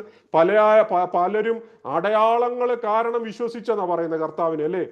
പക്ഷെ അവരിൽ എന്തായിരുന്നു എന്നുള്ളത് യേശുവിന് അറിയാവുന്നത് കൊണ്ട് യേശു അവരെ വിശ്വസിച്ചില്ല എന്നൊക്കെ നമ്മൾക്ക് അവിടെ വായിക്കാൻ പറ്റിയത്. അപ്പൊ എല്ലാവരും വിശ്വസിക്കുന്നത് ഒരുപോലെയല്ല. അപ്പൊ യോഹന്നാൻ പറയുന്ന വിശ്വാസം അത് വേരൂന്നിയ വിശ്വാസം, അത് വിലയേറിയ വിശ്വാസമായിരിക്കണം, അത് വ്യക്തിപരമായ വിശ്വാസമായിരിക്കണം, അത് കമ്മിറ്റഡ് ആയിട്ടുള്ള വിശ്വാസമായിരിക്കണം. Praise the lord. വൈകാര്യമായ വിശ്വാസമാകരുത്, ഒരു ഇമോഷൻസിന്റെ പുറത്തുള്ള വിശ്വാസമല്ല. അതാണ് ഇവിടെ പറയുന്നത്, that whoever believes in him. അവസാനത്തെ ഭാഗം നമ്മളവിടെ വായിക്കുന്നത്, they shall not perish but have eternal life. അവർ നശിച്ചു പോകാതെ നിത്യജീവൻ പ്രാപിക്കുന്നു. Price the lord. ഹല്ലേലൂയ. ഇവിടെ ഒരു കോൺട്രാസ്റ്റിനെയാ പറയുന്നത്, അല്ലേ? 2 കോൺട്രാസ്റ്റ്. ഒന്ന്, വിശ്വസിക്കുന്നവർക്ക് നിത്യജീവൻ ഉണ്ടാകും, മാത്രമല്ല അവരെന്താകത്തില്ല, അവർ നശിച്ചു പോകത്തുമില്ല. ഈ 2 ഭാഗമാണ്. പെറിഷ് എന്ന വാക്കിന് അപ്പലൂമി എന്ന വാക്കാണ് പറയുന്നത്. അപ്പലൂമി ഗ്രീക്കിന്റെ അർത്ഥം എന്ന് പറഞ്ഞാൽ തകർച്ച, ഡിസ്ട്രക്ഷൻ, മുഴുവൻ ജീവിതവും നഷ്ടപ്പെടുക എന്നുള്ളൊരർത്ഥമാണ്. ഒരു വംശനാശത്തെ കുറിച്ചല്ല അത് കൂടുതൽ ഫോക്കസ് ചെയ്യുന്നത്. അവിടെ പറയുന്നത് ദൈവമായിട്ടുള്ള റിലേഷൻഷിപ്പ് പൂർണ്ണമായി നഷ്ടപ്പെട്ടു പോകുന്ന അവസ്ഥയാണ് ഈ പെറിഷ് എന്ന് പറഞ്ഞാൽ. ദൈവമായിട്ടുള്ള സകല കണക്ഷൻസും വിട്ടുപോകുന്ന അവസ്ഥ വളരെ പരിതാപകരമാണത്. ദൈവത്തിന് വേണ്ടി സൃഷ്ടിക്കപ്പെട്ട ഒരു മനുഷ്യാത്മാവിന്റെ വില നഷ്ടപ്പെട്ടു കഴിഞ്ഞാൽ വലിയ നഷ്ടമാണ്. അതുകൊണ്ടാണ് വചനം പറയുന്നത്, ഒരു മനുഷ്യൻ സർവ്വ ലോകവും നേടിയാലും അവന്റെ ജീവൻ നഷ്ടമാക്കിയാൽ അവൻ എന്ത് പ്രയോജനമാണെന്ന് പറഞ്ഞു. നോക്കണേ, സർവ്വ ലോകത്തെ താരതമ്യം ചെയ്ത് പറയും, നിങ്ങൾക്ക് ഈ ലോകം മുഴുവനും നിങ്ങളുടെ പേരിലാണെങ്കിൽ അത് നിങ്ങൾക്ക് നഷ്ടമാകുന്നതിനേക്കാളും വലിയ നഷ്ടമാണ് നിങ്ങൾക്ക് കർത്താവിനെ നഷ്ടപ്പെടുന്നതെന്ന്. അപ്പൊ നിങ്ങൾക്ക് അതിന്റെ ആഴം മനസ്സിലായോ? Price the Lord. മറുവശം പറയുന്ന നിത്യജീവനെ കുറിച്ചാ. സോയി അയോനിയോസ്. സോയി എന്ന് പറഞ്ഞ ലൈഫ് എന്നാണ്. അയോനിയോസ് എന്ന് പറഞ്ഞാൽ ഈ അനന്തമായ ജീവൻ, എറ്റേണൽ, നിലനിൽക്കുന്ന, എൻഡ്ലെസ് എന്ന് പറഞ്ഞാൽ വരാനിരിക്കുന്ന യുഗത്തിൽ ലഭിക്കുന്ന ആ ജീവന്റെ ഒരു ഗുണനിലവാരത്തെക്കുറിച്ചും അവിടുത്തെ രീതിയെക്കുറിച്ചും സൂചിപ്പിക്കുക. ഈ ഭൂമിയിലെ മാത്രമല്ല, വരാനിരിക്കുന്ന സ്വർഗീയ ജീവിതത്തിന്റെ ഒരു ഗുണനിലവാരം കൂടി ഇൻക്ലൂഡ് ചെയ്തിട്ടാണ് അസോയി അയോനിയോസ് എന്ന് പറയുന്നത്. ആ ഒരു ജീവിതത്തെക്കുറിച്ചാണ് പറയുന്നത്. അപ്പൊ ദൈവത്തിന്റെ തന്നെ ജീവൻ മനുഷ്യനുമായിട്ട് പങ്കിടുന്നു എന്നാണ് അതിന്റെ അർത്ഥം. മനസ്സിലായി? റിലേഷൻഷിപ്പ് വിത്ത് ഗോഡ് എന്ന് പറഞ്ഞാൽ ദൈവത്തിന്റെ ലൈഫ് അവൻ പങ്കിടുകയാണ്. അപ്പൊ യോഹന്നാന്റെ സുവിശേഷത്തിൽ നിത്യജീവൻ ശരിക്കും അവനിൽ വിശ്വസിക്കുമ്പോൾ മുതലാണ് ആരംഭിക്കുന്നത്. അത് മരണത്തിൽ മാത്രമല്ല. അതുകൊണ്ടാണ് യോഹന്നാൻ 17:3 യേശു പറയുന്നത്, ഏക സത്യ ദൈവമായ നിന്നെയും നീ അയച്ചിരിക്കുന്ന യേശുവിനെയും അറിയുന്നത് തന്നെ നിത്യജീവനാകുന്നു. സ്തോത്രം. അങ്ങനെയാണെങ്കിൽ എൻ്റെ വാക്കുകൾ നമുക്ക് ഇന്നത്തെ ക്ലാസ് ഇവിടെ നിർത്തുവാൻ സമയമായിരിക്കുന്നു. നമ്മളിത് പറഞ്ഞു നിർത്തിയത്, കർത്താവായ യേശു ക്രിസ്തുവിൽ വിശ്വസിക്കുന്നവർക്ക് നിത്യജീവനുണ്ട്. അത് നിങ്ങൾ വിശ്വസിക്കുന്ന മാത്രയിൽ തന്നെ അത് ആരംഭിച്ചു കഴിയുകയാണ്. ഇപ്പൊ നമുക്കൊരു യു എസ് എയുടെ ഗ്രീൻ കാർഡ് വിസ അടിച്ചു എന്ന് പറഞ്ഞു കഴിഞ്ഞാൽ നമുക്ക് അവിടെ പോകാനായിട്ടുള്ള ഒരു ഒരു ഒരു ഒരു നിയമം അല്ലെങ്കിൽ നമുക്കൊരു സാങ്ഷൻ നമുക്ക് ലഭിക്കുക. പക്ഷെ നമ്മൾ ശരിക്കുള്ള ലൈഫ് സ്റ്റാർട്ട് ചെയ്യുന്നത് USA എത്തിക്കഴിയുമ്പോഴായിരിക്കും ഞാനൊരു USA അല്ലെങ്കിൽ അവിടുത്തെ ഒരു ലൈഫിലേക്ക് പോകുന്നത്. എന്നാൽ നിങ്ങൾക്ക് ആ ഗ്രീൻ കാർഡ് നിങ്ങളുടെ പാസ്പോർട്ടിൽ നിങ്ങൾക്ക് സ്റ്റാമ്പ് ചെയ്ത് കഴിയുമ്പോഴേ നിങ്ങൾക്കൊരു കാര്യം വ്യക്തമാണ്, ഞാൻ ഇനി മുതൽ അവിടുത്തെ സിറ്റിസണാണ്, ഞാൻ ഇനിയും അവിടത്തേക്ക് വേണ്ടിയാണ് ജീവിക്കുന്നത്. അതുപോലെയാണ് നിത്യരാജ്യം. നിനക്ക് എറ്റേണൽ ലൈഫ് നീ വിശ്വസിക്കുന്ന മാത്രയിൽ തന്നെ നിനക്ക് ദൈവമകനാകാനുള്ള അവകാശം ലഭിക്കുമ്പോൾ നീ സ്വർഗത്തിന്റെ അവകാശിയായി മാറുകയാണ്. ആ നിത്യതയ്ക്ക് വേണ്ടി ജീവിപ്പാൻ കർത്താവ് നിങ്ങളെ സഹായിക്കട്ടെ. 17-ാം വാക്യം മുതൽ തുടർന്നുള്ള 36 വരെയുള്ള വാക്യങ്ങൾ അടുത്ത ക്ലാസ്സിൽ നമുക്ക് ധ്യാനിക്കുവാൻ കർത്താവ് കൃപ നൽകട്ടെ. നമുക്ക് ഒരുമിച്ച് ഇന്നത്തെ ക്ലാസ് പ്രാർത്ഥിച്ച് അവസാനിപ്പാൻ കർത്താവ് സഹായിക്കട്ടെ. നമുക്ക് വേണ്ടി സ്തോത്രം, കാൽവറി ക്രൂശിൽ യാഗമായി തീർന്ന ആ കർത്താവിന്റെ മുഖത്തേക്ക് നോക്കി ഹല്ലേലൂയ നമ്മൾ വായിച്ചതുപോലെ തന്റെ ഏകജാതനായ പുത്രനിൽ വിശ്വസിക്കുന്ന ഏവനും നശിച്ചു പോകാതെ നിത്യജീവൻ പ്രാപിക്കേണ്ടതിന് ദൈവം അവനെ നൽകുവാൻ തക്കവണ്ണം ലോകത്തെ സ്നേഹിച്ചു. അവന്റെ സ്നേഹമാണ് പ്രിയപ്പെട്ടവരെ നമ്മൾക്കിന്ന് ഈ മഹാഭാഗ്യത്തിലേക്ക് കടന്നു വരുവാൻ, ഈ ദൈവത്തിന്റെ വക്താക്കളായി തീരുവാൻ, ഈ കർത്താവിന്റെ മക്കളായി തീരുവാൻ ദൈവം നമുക്ക് കൃപ നൽകിയത്. ആ രാജ്യത്തിന് വേണ്ടി നമുക്ക് വളരെ ആശയോട് പ്രാർത്ഥനയോട് മുമ്പോട്ട് പോകാം. ആരെങ്കിലും എന്നെ കേൾക്കുന്നവരിൽ കർത്താവായ യേശു ക്രിസ്തുവിനെ സ്വന്തം രക്ഷിതാവായി സ്വീകരിച്ചിട്ടില്ല എങ്കിൽ ഇതാകുന്നു സുപ്രസാദ ദിനം. നിങ്ങൾക്ക് കർത്താവിനെ വിശ്വസിക്കാനുള്ള റൈറ്റ് ടൈം ഇതാണ്. അവരിൽ വിശ്വസിക്കുക, നിത്യജീവൻ പ്രാപ്തമാക്കുക, നിത്യനരകത്തിൽ നിന്ന് രക്ഷ പ്രാപിപ്പാൻ ദൈവം ഞങ്ങൾക്ക് കൃപ നൽകട്ടെ.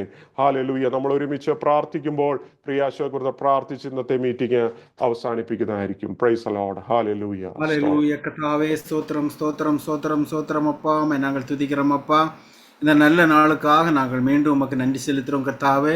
உம்முடைய வார்த்தைகளை தியானிக்கும்படியாக அதில் இருக்கிறதான சீக்ரெட்டுகளை, ரகசியங்களை நாங்கள் அறிந்து கொள்ளும்படியாக நீ தந்த நல்ல கிருபைக்காக உமக்கு நன்றி கர்த்தாவே. எவ்வளவு ஆழமான கருத்துக்கள் கர்த்தாவே ஒவ்வொரு வார்த்தையிலும் இருக்கிறது என்பதை இந்த நாளிலே நாங்கள் அறியும்படியாக நீ தந்த நல்ல கிருபைக்காக உமக்கு நன்றி கர்த்தாவே. உம்முடைய சத்தம் நாங்கள் கேட்டோம் கர்த்தாவே. நீர் எங்களோடு பேசினீர் கர்த்தாவே. அதற்காக நாங்கள் உமக்கு நன்றி செலுத்துகிறோம் கர்த்தாவே. கர்த்தாவே அல்லேலூயா. உம்மை நாங்கள் துதிக்கிறோம் அப்பா. ஒரே பேரான குமாரனை விசுவாசிக்கிறவன் எவனோ அவன் கெட்டு போகாமல் நித்திய ஜீவனை அடையும்படி கர்த்தாவே உம்முடைய பிள்ளை நீர் எங்களுக்காக அளித்திருக்கிறீர் கர்த்தாவே. இயேசு கிறிஸ்து இந்த உலகத்திற்கு வந்ததினால் கர்த்தாவே நாங்கள் அந்த நித்திய ராஜ்யத்திற்கு அவகாசிகளாய் இருக்கிறோம் அப்பா. நாங்கள் எவ்வளவு பாக்கியவான்கள் கர்த்தாவே. அதற்காக நாங்கள் உமக்கு நன்றி செலுத்துகிறோம் கர்த்தாவே. இந்த நாள் எங்களுக்கு மிகவும் ஆசீர்வாதமான நாளாக இருந்தது. அதற்காக நாங்கள் உமக்கு நன்றி செலுத்துகிறோம். பாடம் எடுத்ததான சினுவை உம்முடைய பாதத்தில் வைக்கிறோம் கர்த்தாவே. நல்ல ஞானத்தோடு புத்தியோடு கர்த்தாவே எங்களுக்கு உம்முடைய வார்த்தையை விளக்கி தரும்படியாக நீர் தந்த நல்ல கிருபைக்காக நாங்கள் உமக்கு நன்றி செலுத்தோம்ப்பா. மீண்டும் எங்களை தாழ்த்தி உம்முடைய பாதத்தில் சமர்ப்பிக்கிறோம். ஜெபம் கேட்டபடினால் உமக்கு நன்றி. எல்லாம் இயேசு கிறிஸ்து மூலம் ஜெபிக்கிறோம் எங்கள் ജീവനുള്ള നല്ല പിതാവേ. Amen. Amen. Amen. Praise the lord. കർത്താവ് എല്ലാവരെയും ധാരാളം അനുഗ്രഹിക്കട്ടെ. വരുന്ന ആഴ്ചയിൽ 17 വാക്യം മുതൽ 36 വരെയുള്ള വാക്യങ്ങൾ ഗ്രഹിക്കാൻ കർത്താവ് സഹായിക്കട്ടെ. വളരെ പ്രാർത്ഥനയോടെ കടന്നു വരാൻ ആ ഭാഗങ്ങളൊക്കെ വീണ്ടും നിങ്ങൾക്ക് വായിച്ചു വരുവാൻ ഞാൻ ദൈവനാമത്തിൽ ഓർപ്പിക്കുന്നു. കർത്താവ് നമ്മളെ സഹായിക്കട്ടെ. God bless you. Price the Lord.